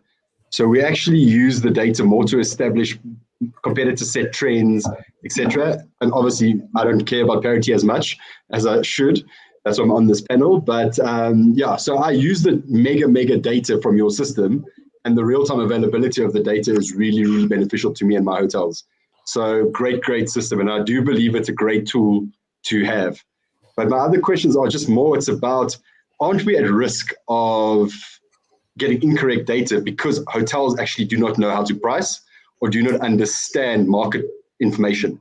So for example, if I've got 10 hotels in my OTA competitor set, 8 of them are fully flat and they don't change their rates, and 2 of them are completely crackheads because they think their 5-star is a 1-star, their 1-star is a 5-star, and they're priced accordingly. Doesn't the tool then become sort of useless in a way? Is that risk of other people's knowledge? Yeah, thanks, Derek, for the feedback and for the question. I think it's interesting what you're saying here, and what actually with COVID we changed our perspective in terms of your com set, because typically hotels were looking at a fixed com set, 5 or 10 hotels, but with COVID that changed significantly, right? You're now competing with much more hotels. Business hotels have to compete with leisure hotels. So therefore, these OTA Insight, we implement this new feature or new concept with a smart concept. So basically what we do is we look at different factors to identify your concept. But I think one interesting one is that we, similar to OTAs, what they do is we look at search behavior. So we will add competitors to your smart concept that are searched for across your hotel, but also for your own property. So really based on search behavior, we will also identify a comp set. Plus there's more factors like pricing strategy, etc., star rating. But does that answer your question, Derek? Yeah, and STR must love you, eh? Sorry? STR must love you, because the old traditional way is what's on your STRs in your rate competitors set everywhere, you know, the traditional way of thinking. But I mean, I honestly believe that everyone's a competitor. So the more people I can shop, the better. But I mean, the old mindset of how many times you get STR must be loaded because that's our comp set, you know, and then you come back from your system and say, well, the data says completely different. And 5 out of the hotels you present actually do not partake in STR. So then that also becomes an internal quorum between benchmarking and pricing. Do we benchmark a STR comp set versus a different pricing comp set? So one of the tools are going to become redundant. And that's also an ultimate risk that we have. What do we use for benchmarking? Yeah, it's a good question. Well, first of all, we partner with STR. We have a great partnership with them. I think at least today, it's looking at 2 different things. Also, if you look at STR, their data, often a revenue manager gets compensated based on their KPI. So at least today, we partner with them with great partnership. And I think hotels should look at both, at their benchmarking data, but also looking at pricing data, forward-looking into what the market is offering today. Right. One more question, and then we move to the next product pitch. Who's going to make that? Hanna? Sure. Just a quick question. You mentioned that should focus on the new customers. I'm just curious on the reason for that. We know that the business is gone. Leisure is currently available to some extent, but normally new customer acquisition is very expensive. So how did you come to this conclusion? Yeah, well, I was referring, Hanna, thanks for the question. I was referring to that with the customer behavior has changed, right? Normally, you know, I'm going to target those segments, you know how far in advance they book, where they book, etc. But nowadays, it's so much different with the changing landscape. So therefore, I think what's really important is to look at, okay, for which days is demand picking up? Who is looking for hotel rooms or hotels in your market? Where are they coming from? For which length of stay are they looking to book? So maybe not particularly a new guest, but making sure that you can attract the guests, or which have let's say a new or different booking behavior than pre-COVID. Kind of be alert on what's happening around and make sure that you find those customers that are traveling at the moment. Exactly. Yeah. Especially that. And let's say you're a business hotel. I mean, now you kind of have to change your strategy and make sure you focus on leisure, or at least the segments that are picking up right now. Yeah, makes sense. Thanks. Perfect. All right. Thanks, Thierry. That was great, your presentation. Thanks for joining us. And now I'm going to say bye-bye, Thierry. Thanks all. Have a good day. Thank you. Good job, Thierry. Right. Thank you. Right. So now we got the next one. It's guys, this is a kind of fight. It's the largest provider here. We have OTA Insight on one hand and the other one Fornova. So let's get ready and meet Ujjwal, our friend. Hi everyone, I'm Ujjwal Suri with Fornova, and I'm looking forward to meeting everyone at the Revenue Manager series. All right, where is Ujjwal? Here we are. Hi, my friend. Hi. How are you? Welcome. Good afternoon. Good afternoon. Thanks for having me. And so it was a great conversation. I love for Derek to continue. I agree with Hanna. It should have been a 1 hour session, but no, it was definitely riveting. Thanks for having me. Cool. Right. So you have your slides ready? Yeah. Just give me 1 second, and I should be able to bring it up. All right. Can everyone see? I guess. It's coming. Yeah. You can open them now. Cool. Right. Time's up, my friend. You can start. All right. Great. Thanks, everyone. So just a brief introduction. I lead the global sales and revenue and distribution effort for Fornova. And I wanted to actually start with this metric. Now, before the pandemic hit, travel industry was generating about $1.2 trillion globally, out of which 817 billion, or roughly 68% of all the transactions, which were 148 million, were being booked online. And after the pandemic, digital transaction has only zoomed up. So one of the biggest sort of factors, especially when it comes to, I hear a lot about hoteliers kind of going back to static contracts with wholesalers, and the whole pitch around, while they're specialized tourist travel agents which sell offline and so on. That's sort of starting to come back up, but I think we all have to sort of keep this in perspective.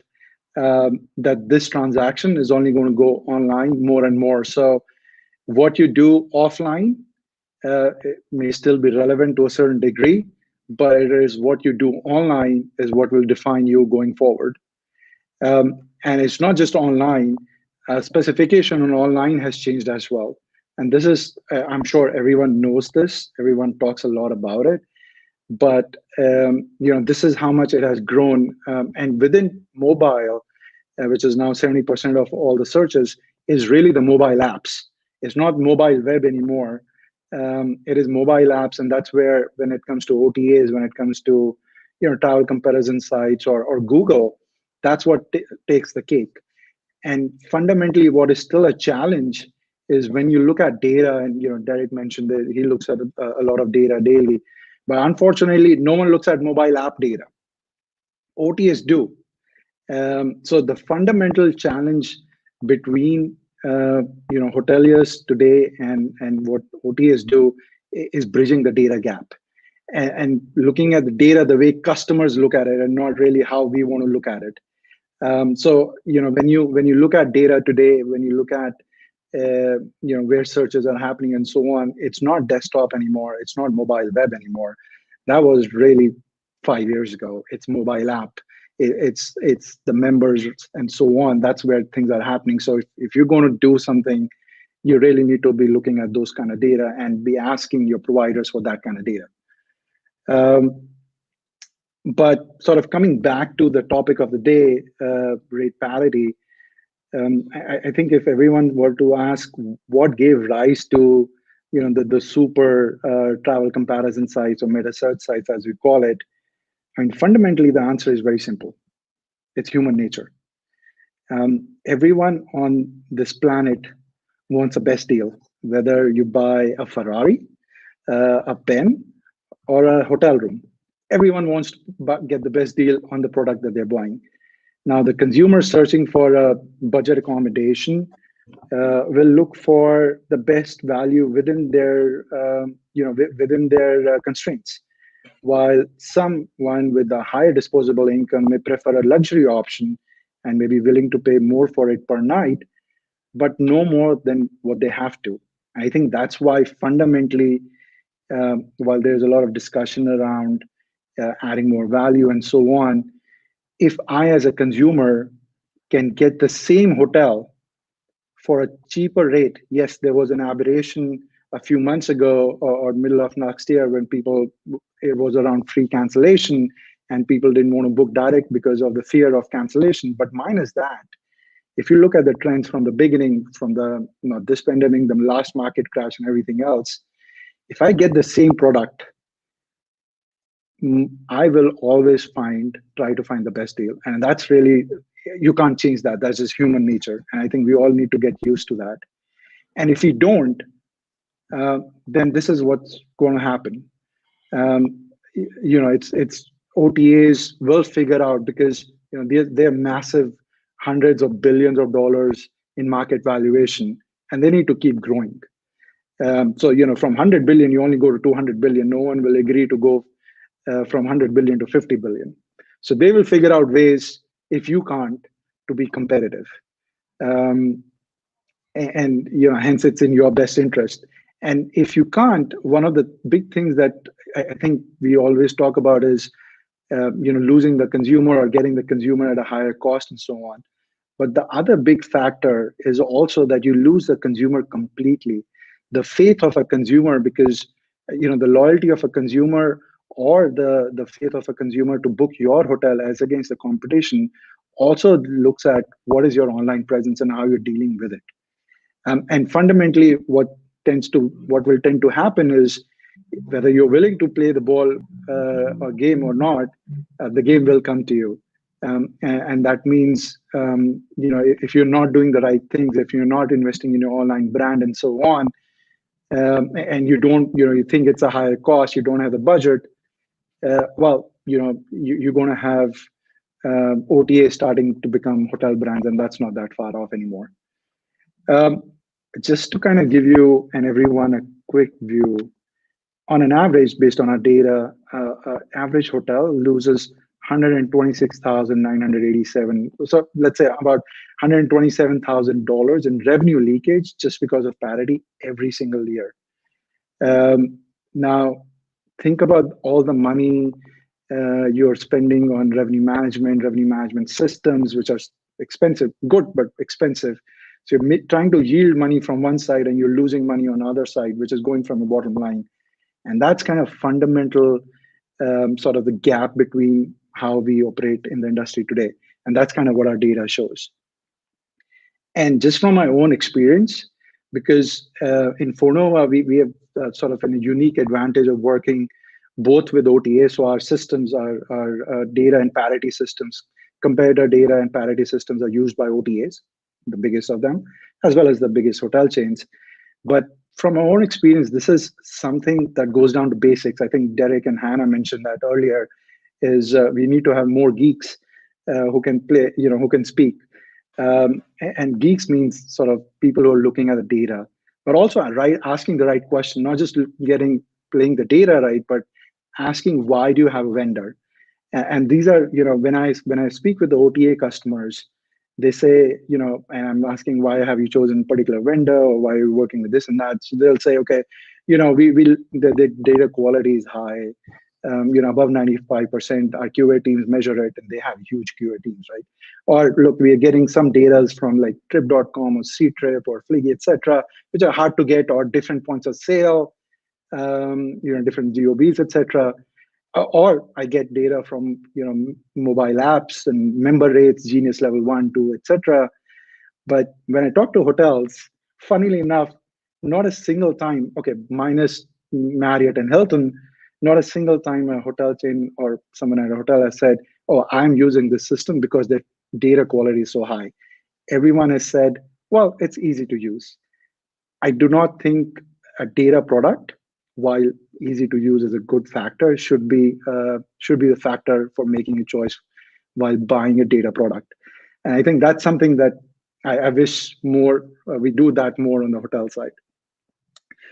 That's a bit of a background, and now to kind of give you guys a bit of about Fornova.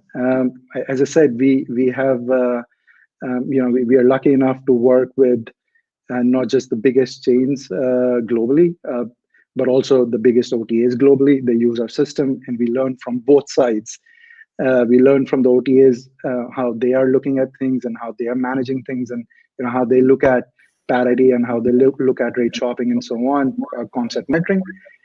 And similarly, we look at we learn from the biggest chains, whether that's Marriott or Hilton or Hyatt, etc., and including Meliá on how they look at parity and how they look at rate shopping. We work with about 20,000 customers, hotels worldwide. And one of the things that our CEO likes saying is we don't work with just one hotel or two hotels with these big brands. When I say we work with big brands, all of Marriott uses us, all of Hilton uses us, all Hyatt hotels kind of use our property. So it's not just one or two; it's across. And I think when just focusing on distribution, while we have a full suite of products, I'm going to just focus this one on distribution parity because I think that's kind of our A game. We kind of look at it from end to end. We don't just look at parity in itself. We actually look at we believe it's not parity, it's the overall distribution, and your overall distribution landscape needs monitoring and active resolution, and that's kind of what we do. So we don't just provide monitoring and insights. We actually also go into the system and figure out why those issues are happening, and then try to resolve them at the end of the day, whether it's with your contracted partners or the OTAs, or with your non-contracted partners, or showing up through wholesalers, or even your own direct website. How you'd behave on that and what are the issues there, that's kind of what we do. So basically, and what's the revenue leakage that exists in a chain or a single hotel. That's kind of what we're there to highlight and find out, right? That's basically what we do. We look at, okay, how are you working? And we give a score, which is what we call a distribution health score, which is not very different from what OTAs do. But we show you where you have issues with your contracted partners, where you have issues with wholesalers, where you have issues on your own direct brand.com site, and what's your revenue leakage. And for the geeks in you, which I believe should be the basis and fundamental right for every hotel that they should ask, is how do you look at data? How do I even know the data that you're getting me is correct or not? Which is what every single OTA asks, is we actually provide a screenshot. Because the OTA is not trying to play games when you're in office and trying to click on the link and going to the OTA site and figuring out whether the rates match or not. They do it in the evening, they do it in the morning, they do it by different points of sale, they do it by different devices. So we actually, with each data point that we get, we actually bring a screenshot of what it was. So in this example, you can see on the mobile app versus on your mobile app or desktop, what was the rate, at what time was this rate taken, and then the system keeps on checking after a couple of hours, has that changed or not, is it still displaying? So it's basically validating and providing the evidence, because when OTAs send you those emails saying, hey, look, this is what's happening, they actually send you that evidence. So when you're going to play that back to them, you need that evidence back, not just from evidence perspective, but also to know that the data that you're getting is actually right or not. Because believe me when I tell you, the OTAs understand that they are being scraped, because a lot of old technology providers use bot scraping, and first they used to block it, now they just feed them wrong data. So you need to know whether the data that you're getting is right or not. And that's the fundamental basis of any data tool. Second, we do a lot of promotions monitoring, even when it's happening through the extranet, whether a hotel is being put on Genius or third party or VIP or any kind of other OTA promotions. We'll highlight that too for our customers. And as I said, it's not just about showing you data and insights, it's also telling you why that's happening. So our system actually is built on artificial intelligence, and it goes in and says why that issue has occurred. Is it because a member rate has been activated, Genius, let's say Genius or Expedia VIP? Is it a latency related issue? Is it a tech caching related issue? Is it a split rate? Is it a point of sale related issue or a mobile app related parity issue? So our system manages all of that. So you're not trying to figure out whether that rate is there or not, or why it's happening. You know exactly why it's happening, and you can start taking actions on it. And that's basically what our system does. And at the end, it's not just about OTAs. As obviously there's been a lot of discussion that it's wholesalers as well. So our system actually identifies who's the wholesaler, who's giving out that rate, and how's that sort of rate being floated through different channels. So who's the wholesaler, who are they distributing the further inventory to, whether it's Zen Hotels or Stay for Long or any other weird OTA, and where are they distributing their inventory? So it's end to end, right? So it's not just as a saying, show this data, you're being undercut, and sort of leave it to you to figure it out. The system identifies the root cause and tells you the corrective action to take, and helps you take corrective action. You can actually set the system to take corrective actions, and not just for your OTAs, your wholesalers, but also on your direct side. The amount of cases where we see that the issues between the rates that are available on your own direct website versus your rates being displayed on travel comparison sites like Google is tremendous. So the system sort of goes into the very end, identifies, and helps you take corrective action. And that's basically what it is. Now, we understand a lot of hotels still prefer just the good old ways, easy to use, it's fine. But the comparison with what is out there versus Fornova is, if you're looking at parity and you're really serious about solving distribution and getting your distribution parity, there's literally only one solution in the market today. We understand you still prefer the old ways, but if you want to come to the 21st century really, then that's what we are. Having said that, that's us, and that's Fornova. Feel free to reach out. We are offering a 60-day free trial to anyone who wants to try out our system and compare against what they have today. But that's me. Thank you. Right, so guys, we have time for only one question. Who is going there? Raúl, Scott, Hanna, Derek? I want to ask you about your mobile campaigns. You mentioned that the hotels don't take the time to look at the mobile data, they look at the bigger data. So we actually run very strategic M. and T. campaigns for our hotels as one of our strategies. Does your system actually go into that kind of depth when we're talking about mobile? Because for us to play in that space is not normal. And for having a provider that can actually give us M. and T. information to help us maximize my hotels, that's going to make a game changer for me, because we already use the base data. Yeah, absolutely, Dahl. So we do. So that's the big differentiator, right? When people talk about mobile, it's still very mobile web. So we actually do go into mobile app, and we actually track each aspect of mobile app, and not just mobile app, but we can go into different points of sale also for the mobile app store and get you that data. Absolutely. Okay, perfect. Game changer. Perfect. All right. All right. That's all. Thank you very much, Fornova team, to join us. Thank you, all the panelists, guys. So at this point, I say bye to all of you. You can keep following the live streaming if you want now on LinkedIn or YouTube or Facebook, where you prefer, because now is the turn to start the masterclass. It's the end part of the day. We have a great topics. So how to boost direct booking in 5 tips. Info and Paprika are already in a backstage. I will introduce them in a few seconds, but I want to say again, thanks to Scott, Derek, Hanna, and Raúl for joining us, and I'll see you to the next session. Thank you, guys. Bye. Thank you. Thank you so much. Bye-bye. Right. So now it's the turn of Paprika, right, Federica? Right. Yeah, Cool. very interesting masterclass. Yes, definitely. So let's do nice things. So let's see her introduction, and then we will open the webcam to Paprika. Hello everyone, I'm Paprika from Infor, direct from the Middle East.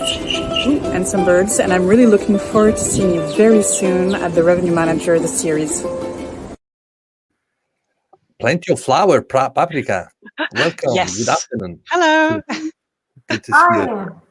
So, Nice to be sorry here. if we have been a little bit late, just because with No the panel worries. we went a little bit longer, but the conversation was very hot and the audience was really interacting, asking questions, commenting. So we didn't want to stop, but we still have a lot of people connected, and I'm wishing they will enjoy your masterclass. So you can introduce yourself and then start the presentation. Yes, perfect. So hello, everybody. I'm Paprika. I work for Infor. So it's a big software company that does lots of software for various industries, but I'm specialized in hospitality and revenue management solutions. And my job there is to look after the team who takes care of all of our customers, so the support and customer success aspects of it, and also discussing all the product evolutions for our revenue management systems. Cool. Right. So you can pull up your slide and tell us Yes. how to boost direct revenue now. Let's do that.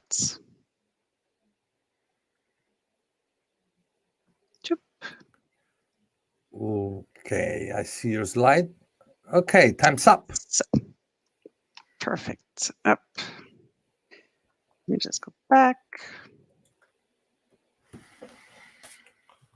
So just to tell you a little bit how I did this presentation, so you know where the information comes from. So I used a lot of my experience. So I do work for a software RMS provider, but before that I was working in hotels, and I also worked at an OTA a long time ago. That was my first job.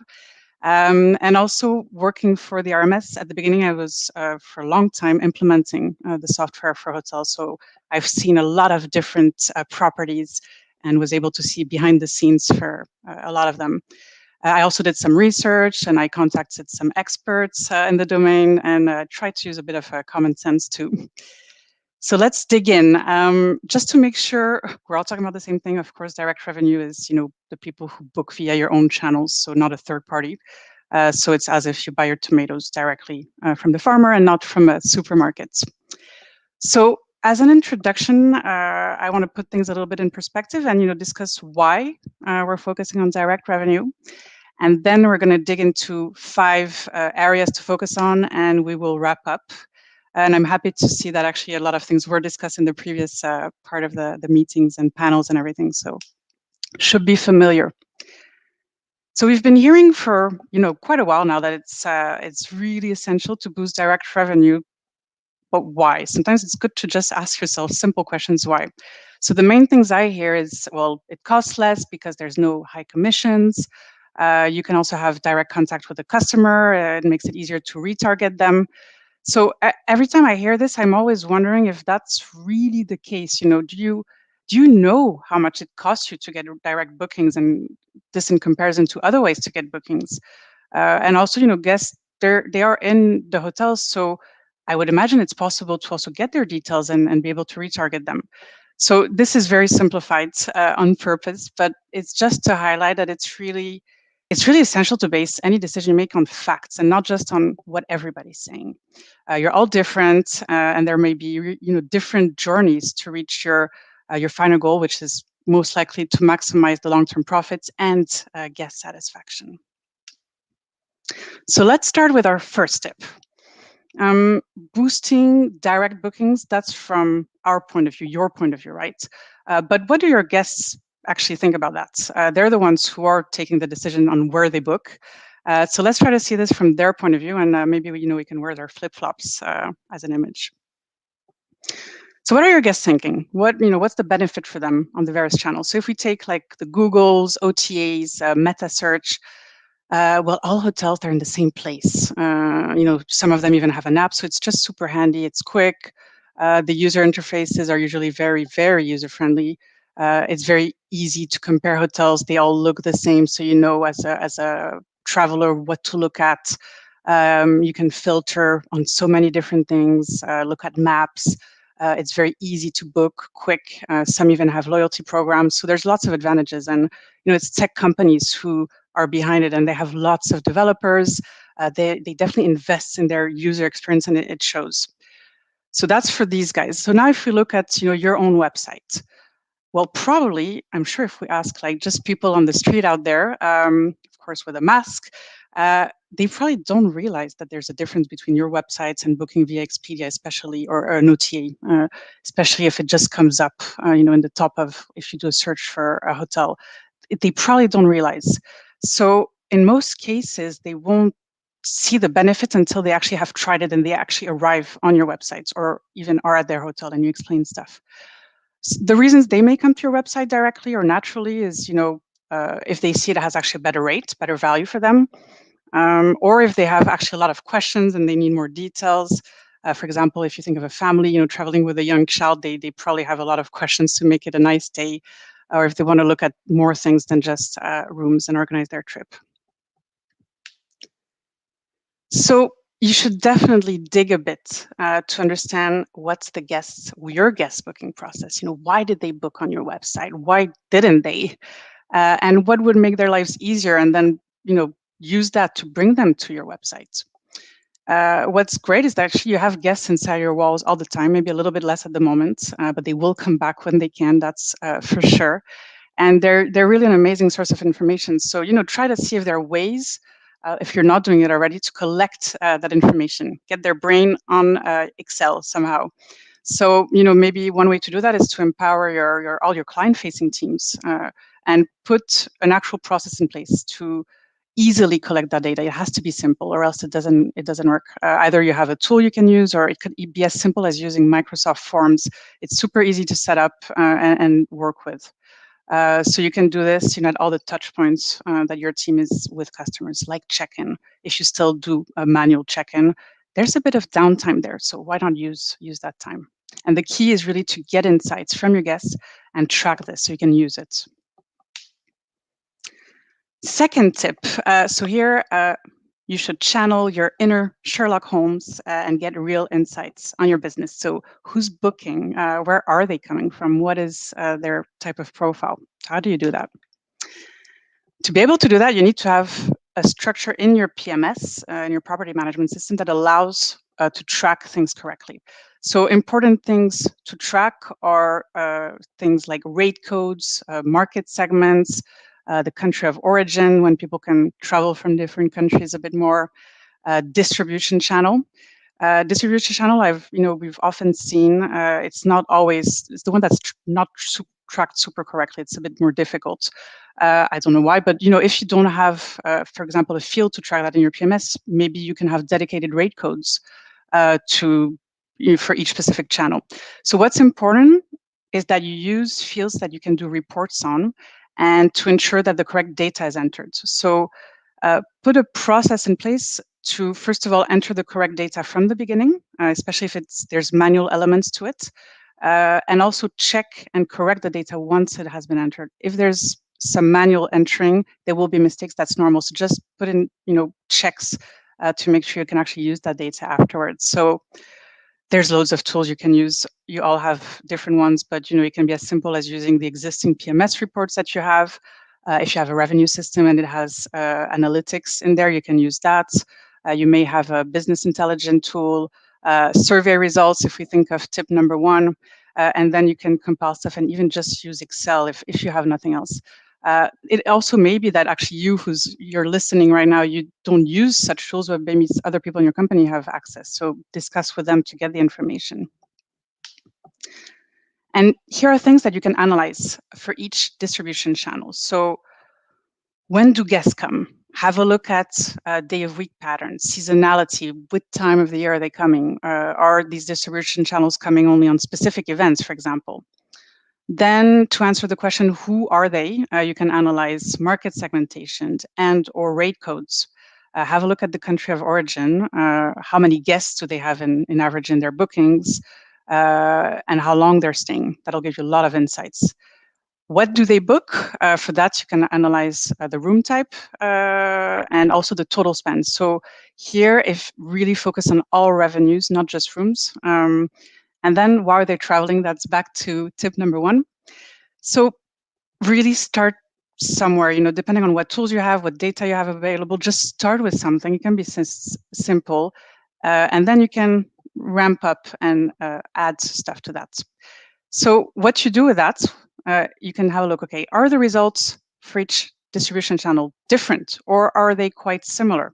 And depending on what you find, it will tell you if there's an overlap between your channels or if they really have distinct profiles. And it also will allow you to know your direct bookers better. You're probably wondering why I'm not talking about direct business yet so much, you'll see. So now it's time to get a little bit nerdy. And yes, I have my nerd glasses here, always do. And do a true return on investment calculation for your key distribution channels. So think of each channel as an investment you're doing, and then you need to calculate the benefit on investing in that channel. So first of all, step one, list all the distribution platforms. That's the easy part. Get the number of room nights and revenues for each of these channels, maybe for the last 12 months, or maybe you want to take a bit longer to have a more representative view. And then this will allow you to have the share of each and identify the top channels you want to focus on, the one that bring the most business. Then that's the second part where you will probably need to work with finance to calculate the costs. This part may be a bit tricky or seem a bit trickier, but it's definitely possible. It needs teamwork and definitely buy-in from your hotel leadership team. So try to get all the costs possible. So costs like operational costs, like what sales teams or other team members involved to get the business, having to revamp your websites, for example. There's also distribution costs, so like commissions you have to pay to third parties, and marketing costs like advertising. So whatever costs you manage to get and include in your calculations, just make sure that they are consistent and the same for each channel. And then also get the total revenues for each channel, so not just room, but really the total revenue there. And once you have all that, that step 3 is almost the easiest. You can use that formula here to calculate the return on investment percentage. So now you've done all your nerdy exercise. In a lot of cases, yeah, the direct channel may be one that actually has one of the highest ROI, maybe not, and that's okay, but at least you know what you're working towards. And the last 2 tips, I'm going to really focus on how to move business to the direct channel, which is why you're here at this masterclass. But just to close off on the ROI, once you decide what you want to do to bring more business to direct, you should also calculate how much all these actions will cost you, like if you need to do more advertising, if you need to invest in third-party tools, get new team members, I don't know. And then you refactor this into your ROI calculation. So you have a real true picture of what you're spending and what you're gaining. So tip 4, to drive direct business, well, people need to find you. It's very obvious, but very important. They need to know that your website exists. They need to see it somewhere. It needs to come up. So that's the longest tip I'm going to be focusing on, and you'll see I'll have lots of sub-tips on there. And so they need to find your hotel. If they're doing a loose search like best hotels in Ibiza, your hotel needs to come up. Okay, and you'll see I focused everything on Ibiza just to put everyone in a good mood and think of holidays and everywhere places we'd love to go. And I just took random hotels that came up, so no choice on there. So one simple exercise to know where you stand is to look for your hotel name on Google and then see what comes up. So let's say I just created and opened a new hotel in Ibiza, and as you can see, I tried to do a search, and I'm really not doing a good job because everything I see is only linked to food stuff and recipes. So let's have a look at 2 important areas to look into. So one way to secure more direct booking is SEO, search engine optimization. Most of you know this quite a bit. So really, in a nutshell, it's the practice that allows to increase quantity and quality of the traffic that goes to your website through, and they call it organic search engine results. So it basically means that your website is ranking higher and in relevant searches without having to pay for it. So when someone searches for hotels in Ibiza, they're going to get loads and loads of results. So you need to find a way to come on top, and there are ways to do that. Another very important thing is meta search platforms. So you've discussed this, I've seen in the previous presentations. So you all know about these. Maybe if you don't know, it's called meta search, but it's all the sites that list many hotels And for each hotel, it lists all the prices from many channels, including your own website. So you see the screenshot here. So, and the guests can actually now also book directly from some of these meta search sites. The most important one is, as you know, Google. Also, TripAdvisor is a very big one. But have a look, for your markets. What's the most relevant meta search? And then you need to make sure you connect to them so that you are actually feeding rates and you appear on the searches. So for this, you can look online how to connect. It's quite simple and it does make a difference. So meta search and SEO. So now we're going to have a look what will actually, other things that will help you come higher and increase your visibility. So make sure, again, basic, but if you don't have it, you don't show up. Make sure you list your hotel in Google. It's free and it's the only way to appear on the website and in maps, which is a tool people use a lot and more. Another element is keywords on your website. So have a think, how do you expect that your potential guests would find your hotel online? What words, what sentences would they type in the search engine to locate you?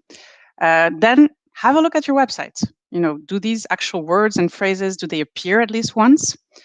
Because including the good keywords in your websites and not just once and a bit everywhere is definitely a big part of what SEO is about. So you can do researches on keywords and then make sure they're included in the website. So for example, if someone is looking for a romantic boutique hotel in Ibiza, you show up if that's your target. So keyword research, it seems a bit complicated at first. If you've never done it, you're not aware. But it can bring in many new guests, and there's free, simple resources online. If you search like beginner's guide to keyword research, you'll find lots of stuff there. Another big factor that Google takes into account when deciding the ranking of the sites is actually the number of links so that other websites have pointing to your website. So if another website has the link of your hotel, that will definitely increase your rankings. So it means that the more popular and more talked about the website, the more likely Google will place you to the top spot.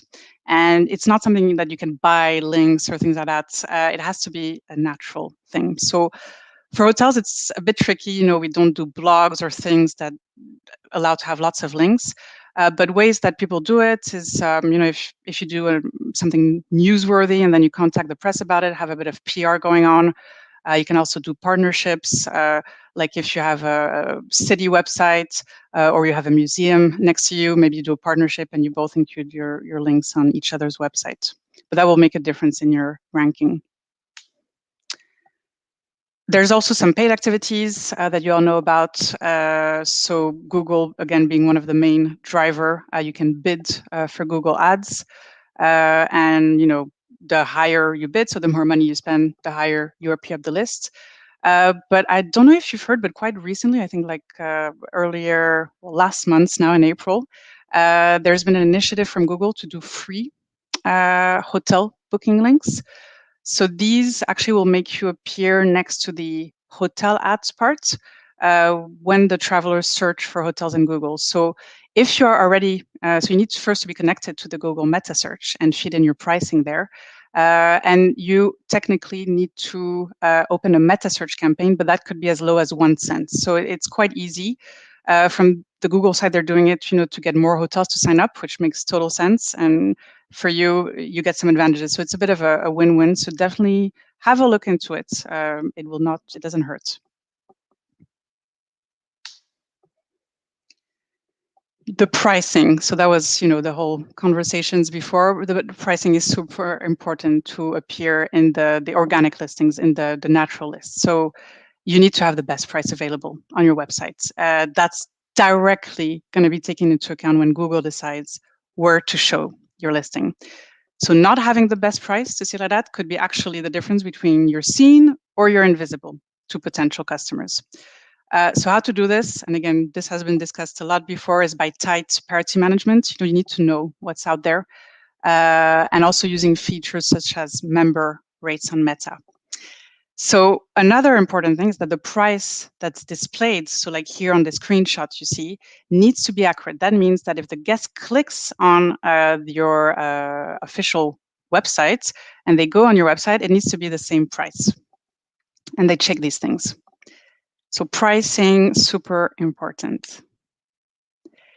Another very important thing is that allows you to appear higher in the rankings is overall to have a good booking experience for the website, but even more on mobile. That's what they look at. So mobile booking experience should be a big focus. Since COVID, more and more people are using their mobile to book, and it's actually the leading channel in many regions. So what helps to have a good mobile experience? Two main things is the loading speeds. It needs to be quick, but also reducing the information available. Just go to the essential, which is what rooms you have available and at what rates. People don't want to have to scroll for ages. And these things are being checked. And if they're good, you will appear higher. So that was a few tips on that will help with your SEO and meta search. Again, I just brushed on them. I would really recommend to look online and learn more about these. There's so much information available. You may also have an in-house team handling this, but do an audit yourself, have a look, discuss with them. Maybe you can bring some fresh ideas on their table. And if you don't have an internal team, there are also third-party companies which help with all these things. And finally, for the last tip, when people find you, you need to make sure that they like what they see and have all the information they need. Basically, it needs to be a no-brainer for them to book. One way to do that is transparency. If you're having a strategy to provide the best value via direct, then just say it. Be fully transparent about it.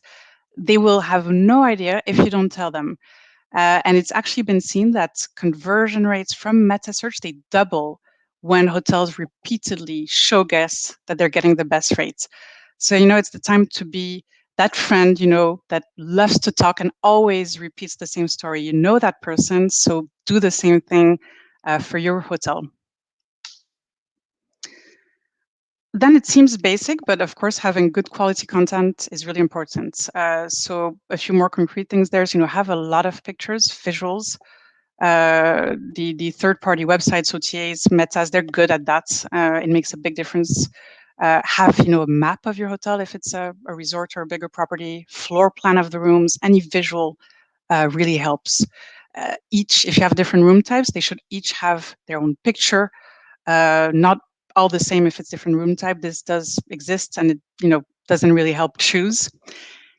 And then your product and price offering needs to be very clear. So if you have different rooms, the guests need to see quickly what's the difference between them. Why would they book one and not the other? And for the rates, simple tip would be to make sure you talk in human language, not in hotel language. We see still very often best available rate, that's our term, bar, best available rate, and then you see a cheaper rate. So if you're a guest, not a hotelier, you're like, so I don't understand. I thought the best available rate was the cheapest one. It's a bit confusing and we don't realize, right? So also don't have too many choices. As humans, when we have too many choices to take, we just freeze and they will guess maybe like, okay, there's a lot of stuff. I don't know. I'll come back to it later. And maybe they will not come back. So you're losing out there. At the moment, I think it's also really important to reassure people that they can cancel without any fee if the cancellation is linked to a change due to COVID, regulation change. So you have your own cancellation terms, and it's great to put them and be very visible. But all hotels, if for some reason the country gets closed, you will cancel without a fee. So say it. It's not written anywhere usually. But this will really make a big difference to reassure people that it's okay. If for some reason they cannot make the trip, they will not lose their money. And then to remember that booking the hotel is just one aspect of the trip. So, why are people coming to your location? If you're coming for business or leisure, the hotel is just one aspect. So maybe there's things they would like to know that would be interesting for them to know about in your surrounding area. So make sure this is included on your website so they don't have to go shop around to loads of places. You want to make sure they stay on your website once they're there. Also, the website should be accurate, current. It doesn't look great if you see an offer and then the dates are passed. It's not bookable. It doesn't give trust to the guests when they see these things. If you can have personalized messages, this is really, really cool. So have a look, see if your booking engine can do these type of things. So, having a targeted messaging, depending on the profile, for example, for families, you would have a pop-up, hey, we have a kids club, you can relax during the holiday. That's great. And I saw this offer the other day. I thought, oh, that seems very tailored to me. They seem to know me very well, Rose, all May. And then on this one also, if you have the possibility to have a chat functionality on your website, this is great because then people, you can ask their questions and you can really personalize the conversations with them. And finally, get some tools that allow to analyze what guests are doing on your website. So that way, it's the only way for you to see if the changes you're implementing, because probably it's going to be gradual, are actually working. Are you, having more visitors, or more of them booking, etc. So there's Google Analytics, which seems to have some free features that are very useful, and there's lots of other providers out there. So you can't improve what you can measure, right? So that's the final sentence. If there's one thing to remember from this masterclass, put on your guest flip-flops, put a process in place to collect info directly from your guests to understand why they're booking. Then put on your detective hat and discover the patterns of each of your distribution channels. Then put on your nerd glasses, calculate the ROI of your most important channels. Don't be shy. Make sure people can find your hotel. Dive deep into SEO and meta search. Become experts in the area, and be captivating. So high quality content. Because if you make a lot of effort to drive the right people to your website, it needs to be worth it. So now I hope you're all visualizing a guy or a girl with flip flops, a detective hat, nerd glasses, and with loads of charisma. I'd definitely like to meet that person. And just for a final word of wisdom, each of you, I don't know who you are behind that screen, but you have different businesses, different teams. So you will have lots of different ways of applying these tips. But for everyone, I would just say do it step by step and continuously strive to improve things and do something better. Don't hesitate to contact me. These are contact details, my email. You can find me on LinkedIn. And thanks a lot. Thank you, Paprika. Really interesting, really cool. Thanks for sharing those, great contents. I hope the audience will take some, tips from your list, and of course apply from tomorrow, right? So at this point, guys, we are at the end of the episode. Thanks, Paprika. Thanks, Infor, for this masterclass, and I will see you at the next episode. I think you have some other participation in the future, right, Paprika? Yes, yeah, we do. Okay. All right. Thank you, darling. Thank you. Really appreciate Thank you so much. Bye-bye. Bye. Thank you, Paprika. Thank you very much. Bye. Right, guys, it's only us now. It's me, you, Diego. I've been watching on the background. It was very, very interesting, the conversation we had from the panel. Great day. The product presentation was nice, and also, it's always important to understand how to improve the conversion and increasing the direct sales through the suggestion by Paprika at Infor. I'll share my screen once again, just to remind the audience that the next episode is going to be the 20th of May, and the topic of the day is focus on productivity. That's really interesting because we have an opening, as usual, panel conversation with great speakers, moderated always by our dearest Scott from Le Roche. We have Claire Anfield from Whittle Park, Julien Barret from Rosewood Hotel, and Pablo Torres from TSA Solutions. Then we have vendor tracks coming from SHR, Shept Hospitality Resource, Fornova, and hotel partner yield management. My friend Florian is going to be with us next episode. And then we closed the episode with another masterclass made by Sendayan, and the speaker is going to be Ng Dopney. I'm not sure if I correctly pronouncing the names, guys. It's very complicated. Right. So thank you, the audience. Thank you, Diego. Any words you want to say before we say hello? Come to Ibiza, please. Well, Patrick was mentioning, search hotel in Ibiza. Yeah, Bless Hotel also.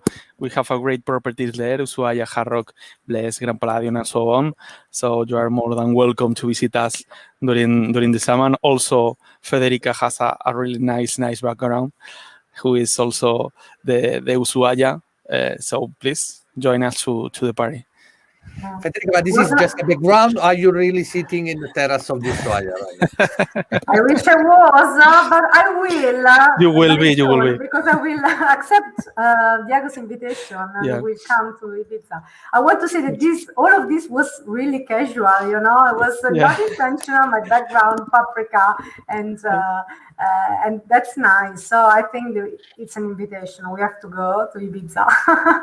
Good and apart from that, just want to say that really the day was very interesting, and from rate parity we touched a lot of interesting topics like investment in the technology and marketing, and how to really increase our direct bookings. It was really interesting. And also for everybody who is asking, because I saw some comments, you can already see the live again, and under this link, and also in the link that we shared in the comments, where you will find all the past episodes.